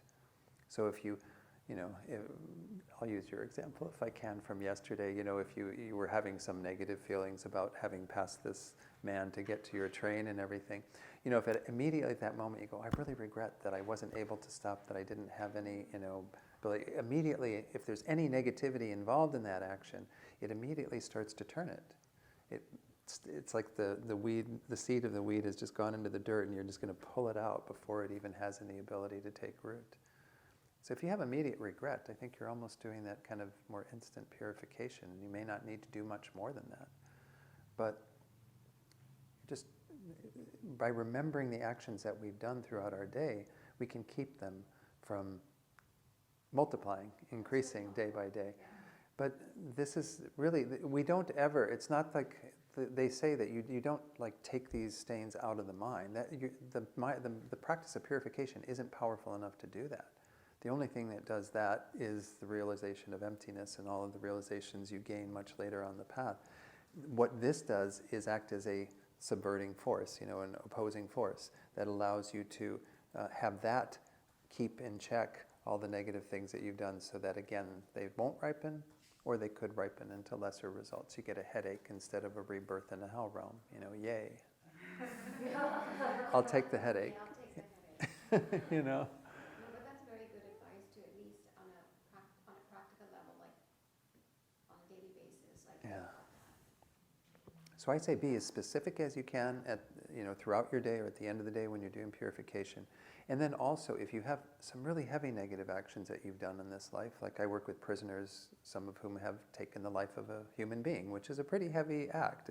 Killing is the worst of the 10, and killing a human being is obviously much worse than taking the life of a mosquito, simply because, not getting into being kind of speciesist or anything, it's that the mosquito doesn't have all the potential in that life that a human being does. A human being has a very precious basis of that they created through all this virtue, whereas, anyway, you get the point. So I tell them that if you've done this in your life, then you need to purify that again and again and again. Don't think, oh, I've done purification on my killing this human being and I'm done with it now. You probably have to work really hard to remove those kinds of stains. I don't know, was there any? Yeah, Jennifer, yeah. Question, which of the 4 opponent powers match up with the 4 results? The 4 results, yeah. Oh, I've got to remember this because there's some that I get confused on. Usually what they say is, in terms of the 4 opponent powers, how they match up with the 4 results, like which one is most effective in terms of relieving that result from happening. They say that reliance, let's start with regret. Regret is what keeps you from having the action similar to the cause in terms of your experience. I'm pretty sure that's it. Then reliance has, it counteracts the environmental result, the dominant result. Your remedy actually counteracts the fruitional result. Yeah. And then your resolve counteracts the result similar to the cause in terms of your behavior. Why? Because we can see that one really clearly, because if you make that resolve that I'm not going to do this again for some period of time, you're beginning to block that type of karma from ripening. The tendency to do it again, the behavioral component. Don, what was the last one again? Sorry. The last one is the resolve or the restraint that matches against the result similar to the cause in terms of your behavior. Again, the one in terms of your experience is offset by regret. That one, it's not as clear to see, but if you're regretting it, then it does kind of make some sense that you're weakening it from being able to ripen into something like that happening to you, because you're identifying with it as a negative action and so on, and seeing that's what regret is all about. It's acknowledging it as negative, taking responsibility for it. And as I said, that's why it seems like if you do that immediately, at least this is what I seem to have picked up in Geshe Sopa's commentary on this, then you're really weakening that karma immensely. Maybe still do your purification, but regret right at the moment when you go, oh God, I just did it again, And also say, and then because it also would force me to recognize I've caused suffering to somebody. Mm-hmm. That person is suffering because of something I said or did. Right. Whereas before it would just not even register. Right. Yeah, Charlotte. Very general question. If you can reprise a little bit of what we did in the master's program, particularly the term disintegratedness. I'm just trying to remember what the idea. It was all we discussed a lot. Like, how do these karmic seeds exist? Right? Wasn't that? Yeah, I mean, and yeah. We've created them, right? And the idea is that they have the potential to ripen, and we can only do so much. But then the question came up of how do they exist? What was disintegratedness? This is like a topic that I dread talking about. I mean, essentially, there was this whole thing around acknowledging that you're dealing with impermanent phenomena. You're dealing with causes and conditions, and so you have to have something that we normally think of like the end of something, particularly the end of an action, as being a cessation, an end. But there's this concept of the disintegratedness of that action that continues on, that actually becomes the agent by which that karmic seed ripens into various results. But beyond that, in explaining what is really meant by disintegratedness, it's different than cessation or disintegration. It's a impermanent phenomenon that keeps changing. But how everyone asks these questions, but like, how does karma increase? It's like, well, it just does. I mean, how does an apple seed become an apple tree? I mean, it just does over time. So these things get to be things that we can't really explain, but the mechanism, because the whole problem was, in the Madhyamika studies, they say, well, essentially, there's nothing that is sort of we can say that they're imprinted on the consciousness conventionally, that these sort of karmic seeds, and they're carried forward from life to life by subtle consciousness going from life to life. But there's no inherent I. There's no I that is being held to in the way that the other schools posit, because they will say that there's some aspect of the aggregates that is the I that is carried from life to life, that is the self, the person, that is inherently the person. Because Prasangika says there's only the mere I, then you kind of need some way of explaining, well, then how is that happen? How does that all happen? What is the continuity? So that I experience the results of the actions that were together with my consciousness in prior lives, rather than experiencing someone else's or mine never, going on for someone else to experience what I've done. Anyway, it's a very complicated topic. You can try Daniel Coatsort's Unique Tenets of the Middle Way School and read through that. I think you spent some time. And it does talk about it in there, but it really does take a lot of mind bending to get your head around exactly what's being talked about. Yeah, Charlotte? Just having you say this reminded me of a figurative image, really, Yeah. a poetic image that I came up with when we were spending months trying to understand what disintegratedness meant in the context of karma. That I just, in my mind, I just see them as like these little, that karma is almost like sound waves or light waves. Mm-hmm. That there's something out there vibrating. You send out a certain vibration, hatred, animus, it has a vibration. We all feel it. Yeah. We want to move away from it, right? Love, usually people want to move toward. So, your motivation is a major part of your action. And that somehow this I is vibrating around these waves. This is a very poetic way to understand it. But I was reminded that was, I almost see karma as like these little light things. I always simply talk about it as energy, because energy, of course, gets a little woo-woo for some people, but obviously it's mental energy. We expend mental energy, and then we have physical and verbal energy and that creates something that has its own ramifications that we don't ever lose, that stays with us. And again, I don't know, I can't really explain it in any greater detail, unfortunately. But we do accept that, from 14 billion years ago, when we had the Big Bang, we are still seeing light wave, the light. Like, we accept that from a science point of view, that from 14 billion years ago. That nothing's lost, that light. Nothing's lost, and that expansion, the whatever, light, heat, whatever, is we're experiencing now. Like, we accept that enough, and that light is coming from stars, how many light years away from us. We accept that. So then I'm thinking, like, why can't we accept our mental energy as energy that we will experience, God knows. From how many lifetimes ago? Backwards and forwards. Yeah, that's a very good point, Sneh. Let's go through what's said in here. And there's one verse. Let's read the verse 27.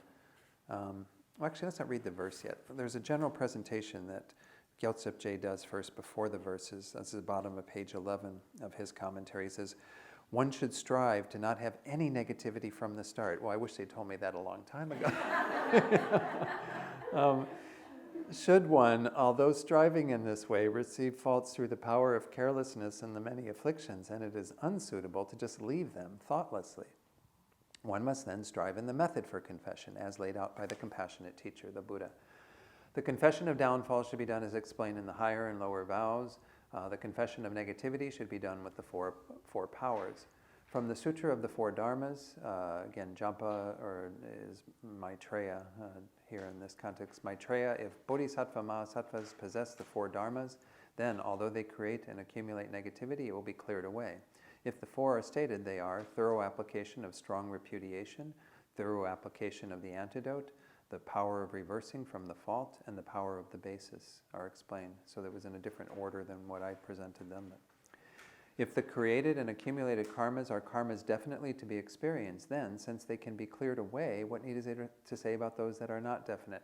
If you've studied karma in the Lamrim Chenmo, it goes into all these fine things about whether it's definite to be experienced or not, and so I'm not going to go into that as part of today's explanation, but it's intended to mostly remove those that are definite to be experienced, but even those that are indefinite to be experienced can be removed.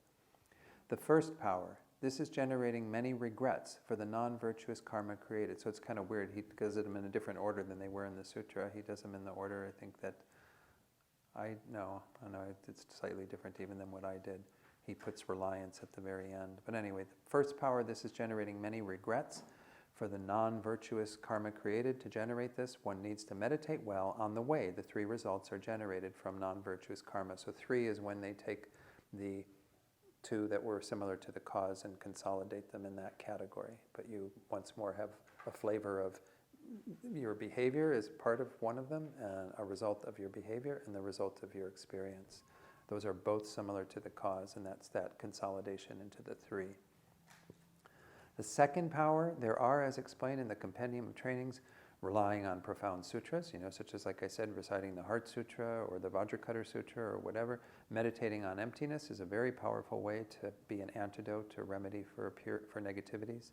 Relying on recitation of the names of the Buddhas and so on. Relying on the holy form.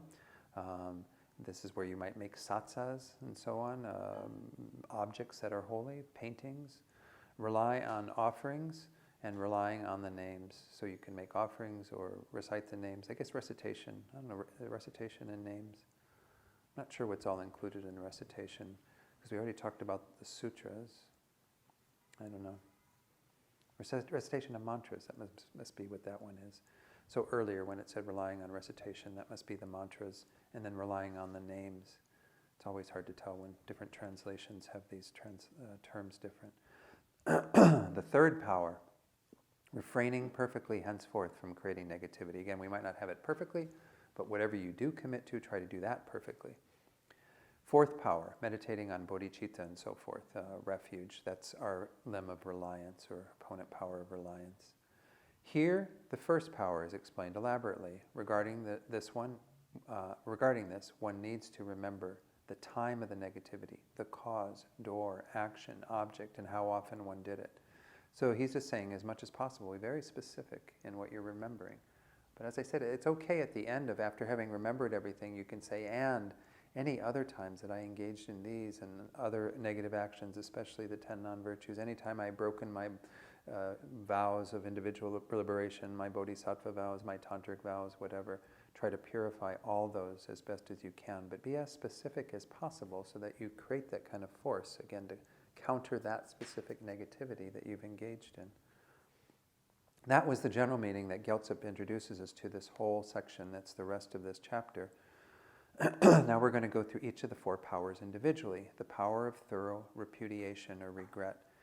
The first category is generating regret by analyzing the way one created negativity. So let's read first verse 27. With folded hands I request the complete Buddhas and Bodhisattvas who possess great compassion and reside in all directions. So we first, make request to the objects of confession. I grew up in the Roman Catholic tradition where they had a purification practice that was called the act of confession or act of contrition. And you went to the priest, and you needed the priest as a support in order to be exonerated of your sins and giving you your penance. It had very many similar components to the 4 opponent powers, but nonetheless, in that tradition, you needed a physical support in order to do that. It's not that you need to go to some master, some guru or something and make your confession face to face to them in this tradition, but nonetheless, you have to have an object of confession. We're going to see that also coming up when we talk about reliance, that we need to have a basis, a support for that. So it is good to have that idea that you are bringing forward the energy of all these Buddhas into your own awareness And of course, you've got them there already because you're working with the merit field throughout this whole 7-limb practice. So you're just recalling them, folding your hands, requesting them to be a benefit to you and helping with this purification. But recall that, these are powerful objects that we can use, but the purification is mostly what we're doing with our own minds. It does have that interaction with these other beings, that interdependence, but it's not that they come in and just by visualizing them, all of a sudden all your negativities are swept away or something. They simply don't have the power to do that. And we don't have the karma, certainly, to have them do that for us. At the top of page 13 of Gyaltsab Je's commentary, he then says, with hands folded, I request the fully enlightened Buddhas and the Bodhisattvas abiding in all the directions, those endowed with great compassion, to listen to my regretful confessions of negativities.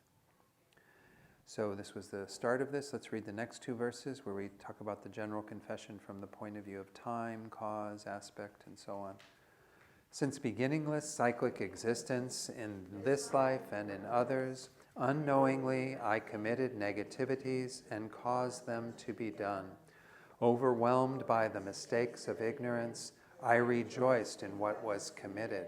But now, seeing these mistakes, from my heart I confess them to the protectors. So again, he's being very general in this kind of presentation, but that's because he has to be. He's giving us the general instruction about what we have to do. But as I mentioned earlier, we want to be as specific as possible. He says in the commentary, Gyaltsab Je says, I have circled in cyclic existence since beginningless time. There's no beginning to the creation of our negative karma.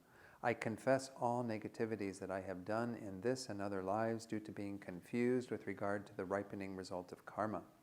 I confess the negativities that I have done myself and those that I have induced others to do, as well as the faults of having rejoiced in the negativities of others due to being oppressed by the confusion of ignorance regarding the law of cause and effect.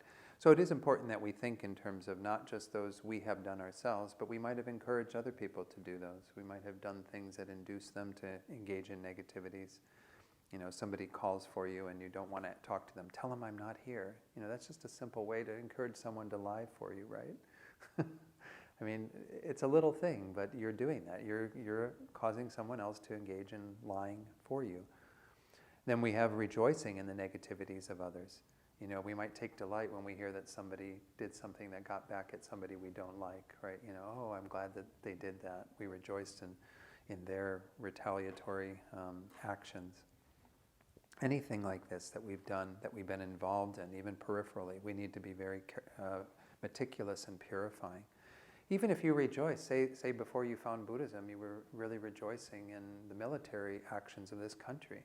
Keep in mind, that as much as possible, you want to separate your mind from anything that is being done in your name, in a sense, that you would want to say, no, that's not for me, that they're, doing things in Syria and all the various places where they're doing, that are harming sentient beings and so on.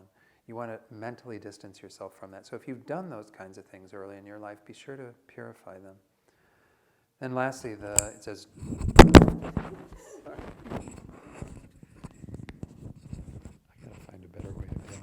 thing, I think.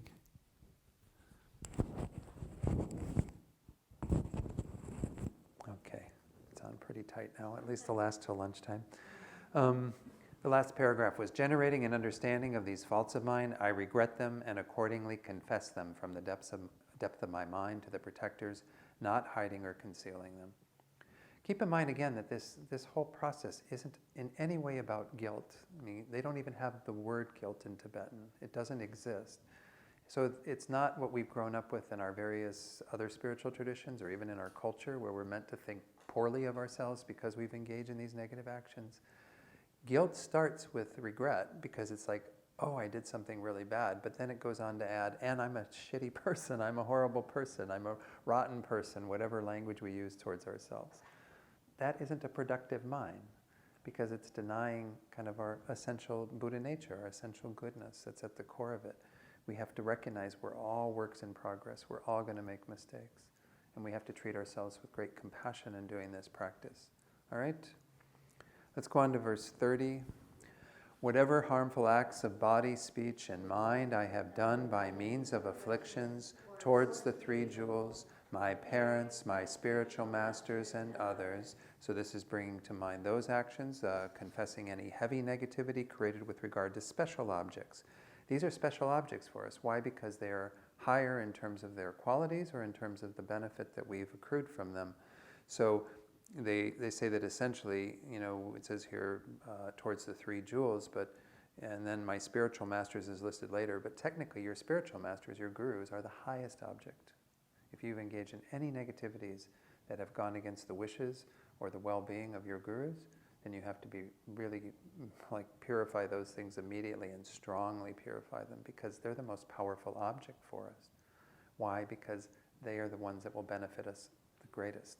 They are the beings that are in our lives that are dedicated to our welfare. So we have to be careful not to say anything negative about them, not to do anything that disparages them. But the 3 jewels, obviously, after that, any Arya beings, any other Buddhas and so on, they fall into the next category. And then monastics would often fall into the category next, so that we also don't want to disparage or belittle or do anything negative towards any of the Sangha, ordained Sangha. And then our parents, in terms of ordinary beings, those who don't have any great qualities or aren't ordained, our parents would be next. Why are your parents next? Because they gave you this precious body that you have. Sure, they had fun doing it, but that's not the point. So if you don't know who your parents are, because some people are adopted and then don't have a knowledge of who their birth parents were, well, then you can just think about them in general, but anything you might have done that have harmed anybody who's been in that role to us, because you don't know who those people are, but certainly if you've in any way gone against the wishes of your father or mother and done anything negative towards them, be sure to purify that. So Gyaltsab says, I confess all negativities that I, this confused person, created with regard to the 3 jewels, my father, mother, and other fields of merit, like other teachers and so forth, due to the cause of the 3 poisons, with the 3 doors of my body, speech, and mind. So they say 3 poisons. Obviously, we have more delusions than that, but they all are rooted in the 3 poisons. Many of you have studied minds and mental factors and know that even though we delineate many different afflictions, they can be all boiled down, in essence, to attachment, aversion or anger, and ignorance. And they are either derived from one of those or a combination of those. Let's go on then to verses 30, just verse 31. All the terrible negativities done by me, a wrongdoer, who have created the faults of a multitude of misdeeds, I admit to the guides. So this is the whole mind that we want to, bring to mind the undesired results of these non-virtues and fully confess them, fully lay them out there on the table. I have done all of these things. So Venerable Feder uses some old language here on the top of 14. I, this sinner. You don't usually see sinner and sin in Buddhist teachings because it tends to have more of a Christian or Judeo-Christian bent to it, perhaps. But I, this offender who is afflicted with the many faults of attachment and the like, the causes that produce the results of the hell realms and so forth, have created many heavy negative karmas of killing and so forth. Whatever frightful negativity I created, I confess to the ones that guide all. Okay, so that was the first little section in terms of generating regret by analyzing the way one created that negativity, by saying, I have to bring to mind all the various things that I've done, all the objects that I've committed them in relationship to. Let's go to 32 and 33. I may die before my negativities have been purified. Please protect me in such a way as will swiftly and surely free me from them. The untrustworthy Lord of Death, without waiting, whether or not something has been done, whether one is sick or otherwise, suddenly comes. Do not be complacent about life. So this is a section where we do start to get into, and there's going to be more frequent references to this whole idea of the death awareness meditation. In this context, it's specifically around the idea that we have to be sure to purify because there's no guarantee of what will come first, our evening purification or our death. You may die before your evening purification. So that's why, like I said, if you can do them, any purification most immediately right after you've done the action, that's most effective. This section is called Meditating on Regret by Fearing Death with Negativity and Going for Refuge. So the first verse we read, Gyaltsab Je says, if I do not confess my negativities immediately, then I will be killed prematurely by the Lord of Death while possessing unpurified negativity and go to the lower realms. Therefore, I petition you to rescue me with all means, to quickly free me from the negativity. So it's not like the way that that's worded, it's not that if you don't purify them immediately, then you're going to be killed prematurely. I mean, it's the idea that if you don't purify them immediately, then when the Lord of Death comes, if it is premature, which would be before we expect the Lord of Death to come, then we're going to be taken by surprise. We won't have done that purification. It's not that, we're creating the conditions for the Lord of Death to come prematurely by not confessing, but you want to do it most immediately. Then the argument is raised for verse 33. Why should it be necessary to be rescued quickly, as one will not die before one has finished purifying one's karma? Answer, this Lord of Death cannot be relied upon even for one moment. He will come independently of whether one has accomplished purifying one's negativities or not, independently of whether one has finished one's projects or not, and so forth. Hence, everybody, whether sick or not, whether the life force is finished or not, dies adventitiously, and it is uncertain, even if one dies today or not. Therefore, one should purify quickly. So as I said, this is rooted in the teachings on death awareness that we have in this tradition that are really wonderful to meditate on. And I did put a little chart together for you on page 9 of the handout that you can take a look at, the points of the meditation on the remembrance of death. I won't go through all of these. Perhaps I'm just going to touch on the main categories. The first root proposition is that death is certain, and there are 3 reasons that you contemplate around that. And again, most of you are quite familiar with all these. The third one, technically, isn't a reason for why death being certain, but it's the ramifications of death being certain, that it's going to come regardless of whether you've made time to practice Dharma or not, which is kind of the relevant one here. Death is going to come whether you did your purification or not. Death isn't going to be waiting at the door like, okay, can you let me know when you're done with your purification? I've got another engagement to get to. Death will come regardless. There's no dictating that. So we have to make sure we do what we want to do now, take care of things now. But the one that really brings that home is the second of the root propositions, which is the time of death is uncertain. The fact that there is no guarantee that it's not going to come today. Lama Zopa Rinpoche encourages his students to wake up with that thought, be rejoicing that you didn't die the night before. Be happy that you still have this human basis to practice. But then hold the thought immediately, but I will die today. That feels a little weird to say, think at least, I could die today. But if he says if you live your life with the thought every day, I will die today, then you will treat that day as your last day, and you will do everything you can throughout that day because you are holding that awareness that death could come at any moment. It's absolutely uncertain when it will come. So it's a very powerful way to make your day meaningful. And then you get to the end of the day and you go, okay, I didn't die today, but I could die in my sleep. I make sure I do my purification, do everything I need to do, go to bed with a happy mind. You wake up again, you say, oh, I didn't die last night, but I'm going to die today. Today is... We've been saying the opposite every day so far, right? And we've been right so far. We're batting 1,000. We're doing really, really well. So we think that we're going to keep batting 1,000. We think that we're never... But when we're wrong, we're seriously wrong. Because then we go down to, it doesn't matter how much we batted before then, because if we haven't done anything with this life, if we haven't made good use of this life, it's all over right then. So every one of us has that potential. People die at all ages and so on. So we have to really think, this is what Lama Tsongkhapa says is the main meditation that we need to focus on. Yes, work with the first one, the first proposition that death is certain, but really this is where the penny drops, as Venerable Robina says. This is where we get that reality, that it's absolutely uncertain that we're even going to have the next hour. We could die during lunch. I hope we don't, but let's think that way, that death can happen at any time. And then the third one is, at the time of death, nothing but the Dharma can benefit.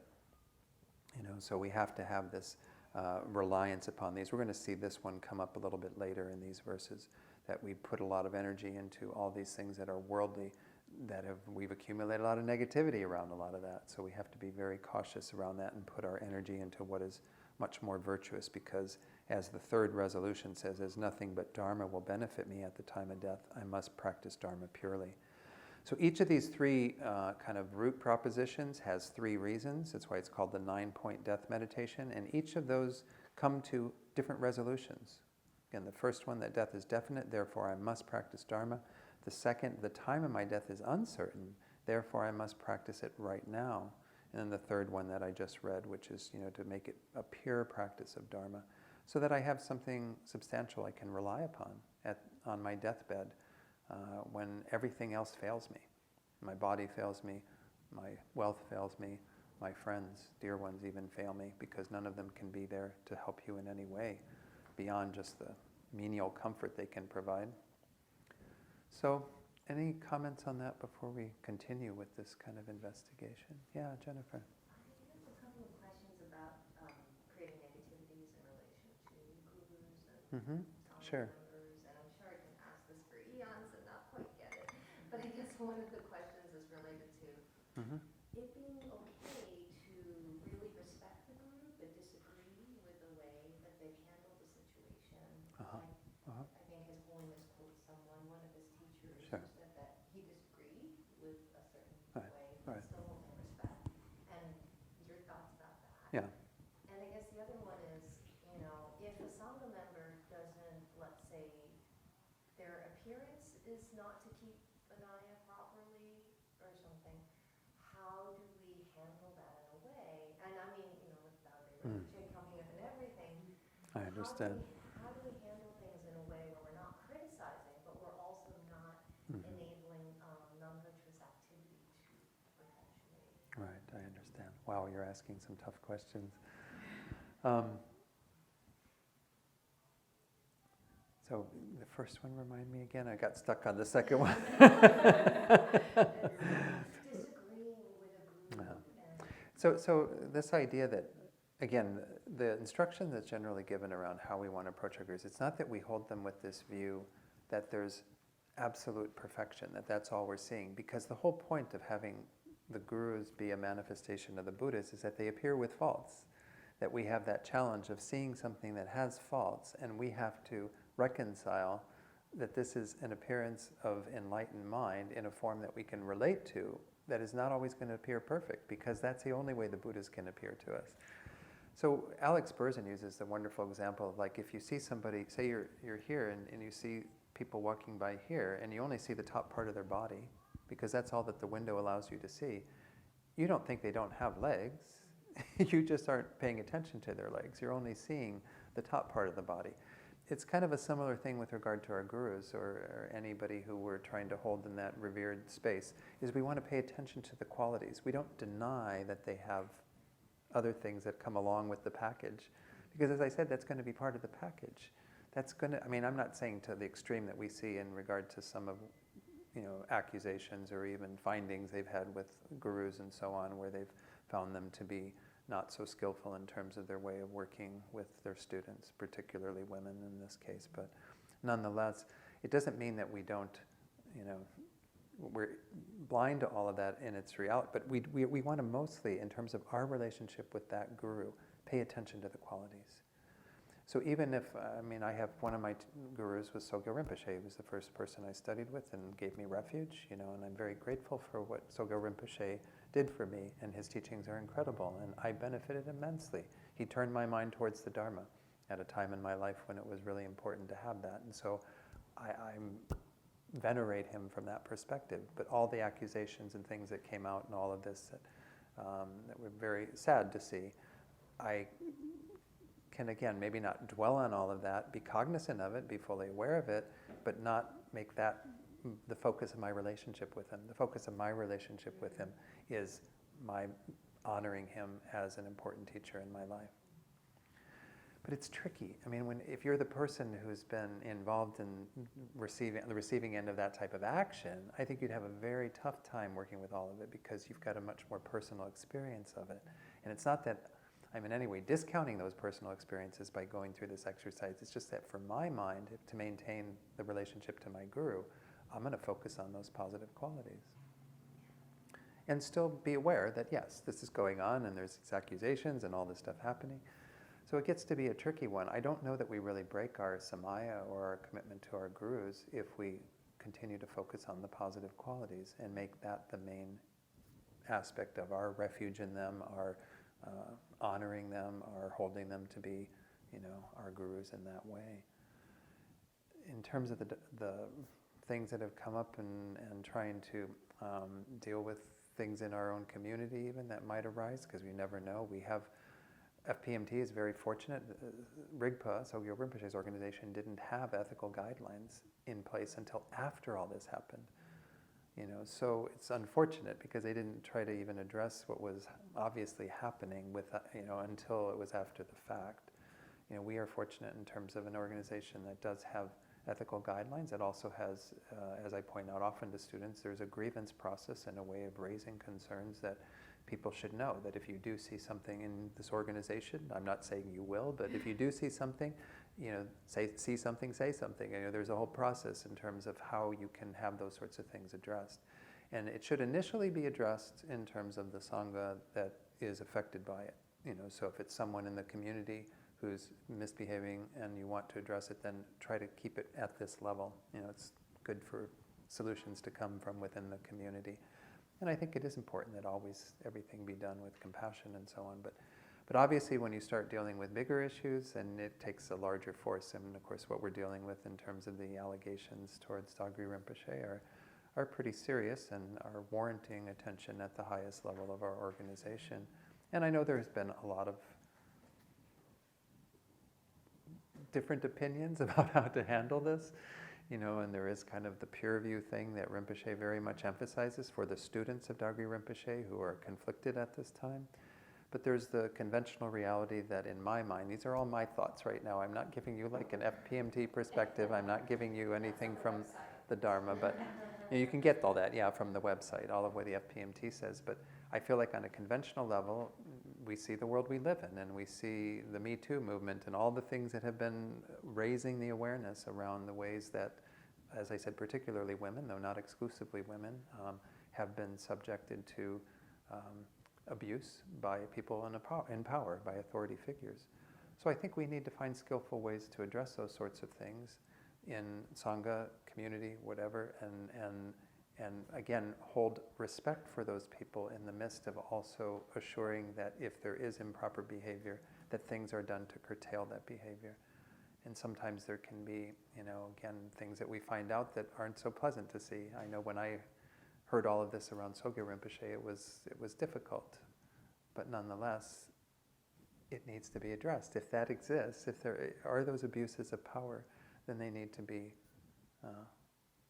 addressed. I don't know if that answers your question completely, and maybe you need to ask another question to follow up, but I think it's a very tricky one. I mean, certainly it's important that there even be talking about the issue. That's why I'm always happy to talk about it if people bring it up. I don't bring it up when I come in and just do a teaching because I feel it's not my place to do that. But I know there are some centers where they haven't really even done much to address it publicly in terms of the community members. In Santa Fe, we have never had a visit from Dagri Rinpoche, not to say that there might be some people who've done initiations or other things with him in our community, but we've never had him there, so we've never had that relationship, and I personally don't have a relationship with him. But I really feel for the people who are going through that challenge right now, who have had that relationship. But I think, if the FPMT, my own feeling is that if they can grow as an organization by addressing all of this, well then that's wonderful, but I'm not sure it's there yet. I hope it comes over time, but there perhaps needs to be more addressing of how these ethical guidelines and so on are administered, particularly in regard to Tibetans and Rinpoches, those people of that status versus myself and other teachers who are, I'm putting it like this. They're up here, I'm down here. But there is a tendency, I think, to not be as cognizant or willing to address things up here. And that's because of the complication of the guru relationship. But if there's stuff going on up here, it's as serious as stuff going on down here, maybe even more serious because of the complication of the guru devotion.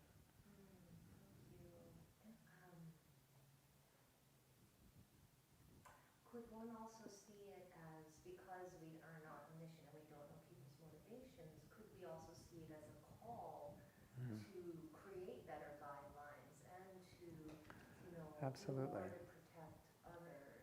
Absolutely. I mean, one of the things, I don't know if I should be saying all this stuff on camera or not, but one of the things,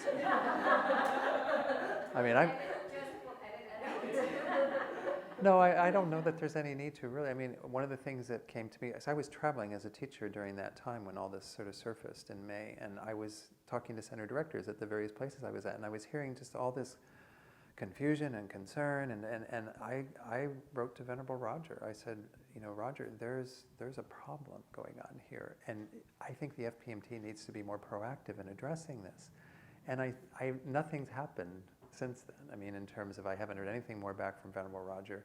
He said Rinpoche, Lama Zopa really wanted to just end it there, and not the advice he's given he felt was sufficient, and he didn't feel that there was nothing more he needed to say. And so at some level, that's the way the FPMT's been going forward, is not really doing much more beyond that. But my hope, and what I wrote to him, was that they needed to have something that was to every student in the FPMT, meaning to every center, with the direction that you send that out to your students, that inform them of this event in case they hadn't been informed, of these accusations, but also gave all that information that I said, what the FPMT currently does to protect students, give some assurance that we have things in place in terms of the ethical guidelines, in terms of the grievance processes, in terms of all of this, because students needed to hear that the organization is with them in terms of protecting them. And they missed an incredible opportunity, I think, to do that. And I regret that they didn't do that. And there are some of us in the FPMT who are kind of disappointed in the organization because it didn't do that. But we're the organization, It's like, we can look at certain people that hold positions of being on the board or the whatever, but we're the organization. So if we want to see this change, then we have to make that change happen. So absolutely, I agree that this is it's our Me Too moment in a sense, but it's one that we really need to rise to the challenge of. And maybe that's enough, but yeah, Charlotte. I just wanted to address not so much the organizational level. Organizations are just difficult. I think everyone knows. Yeah. You get the word organization the minute you get institutions. They are imperfect. But I just wanted to address this perhaps as someone who has been inside the FPMT, who does regard oneself as a guru, who's a little bit inside this whole tantric thing. And Tantra and life in the West are just really two different realities that are difficult sometimes to hold both. But specifically, just whenever I was in India, whenever I was at an FPMT center, me and my friends are always just very alert to trying to be pure practitioners. But if I had heard that anything happened to any woman, I would have spoken out very strongly to them and immediately to the center director. Immediately. Yeah. If I were seeing this, and I didn't ever see it in this way at the FPMT centers where I lived and stayed. And another reality which seems to have come up with Sogyo Rinpoche with Tantra's, readings, teachings, and being so moved by them that you perhaps give up your job and then you try to do Dharma full time. And that, me and my friends would also warn each other a little bit about that. And you've heard me warning you here too.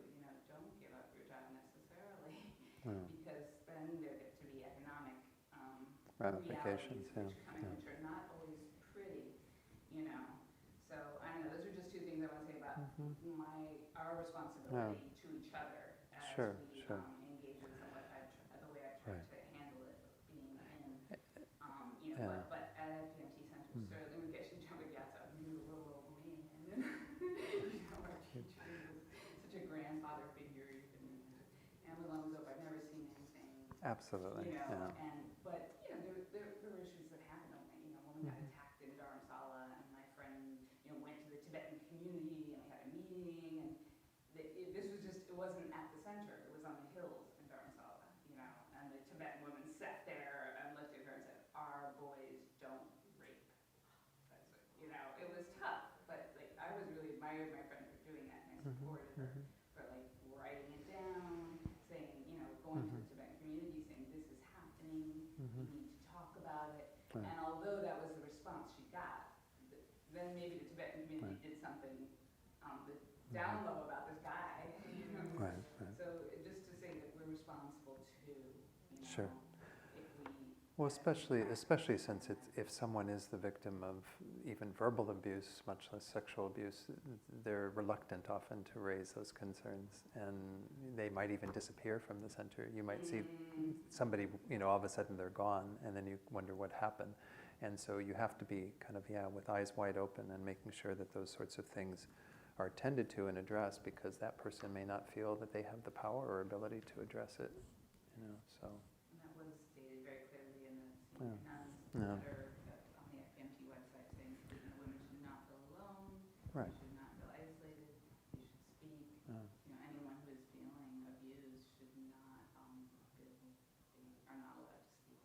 And those people, there are people who have a negative view towards those who are raising the alarm around this, but I think we have to look at, again, there's two things going on here, as you were pointing out, kind of that sort of tantric guru devotion sort of reality, but then there's the conventional reality that we have to be attentive to. This is the world we live in. Lama Tsongkhapa, says very much that we have to be attentive to the conventional side and not just dwell in some sort of sphere of ultimate, everything being all wonderful and peachy keen. I mean, this is the world that we're in, so. Can we set that topic aside, maybe? I have a question. So, like in the Lama Tsongkhapa gives all the qualities a teacher should possess. Sure. Yeah, So our when shopping I- list. Yeah, so when on this topic, if a teacher doesn't uphold the qualities that should be there in a guru or whatever, then am I then not set free from having taken any commitments and stuff if my teacher doesn't uphold the qualities he said he would uphold? But there's no commitment on the side of the guru to be those qualities. I mean, those qualities are what we are looking for that determine we want to make a relationship with that person. You see the difference. I mean, it's like we don't say we're accepting applications for gurus. Come here and tell me all your qualities, and then I'll accept you. We have to find those qualities in others and be convinced that we have seen them in others. And if there's deception going on, then that may be one thing. But most likely, like Charlotte was explaining, people can become very enamored suddenly of a teacher who appears to them and impute all these things on them that maybe they don't have at all. This is why ideally it's always good to have some sort of a conversation with a teacher about you wanting to take them and see them in that capacity. I know there have been some teachers that go into FPMT centers that say, and I mean, I would be of this camp as well. I'm here as a teacher. I'm not here as a guru. I'm not here to be anyone's spiritual guide or anything. I'm just a Dharma instructor. I'm giving you information. But the determination of finding those 10 qualities and having faith in that person as a guru comes from the side of the disciple. You're not, by virtue of me thinking of someone as a guru, it's not then that they then have the onus to live up to my expectations of them or my assessment of them.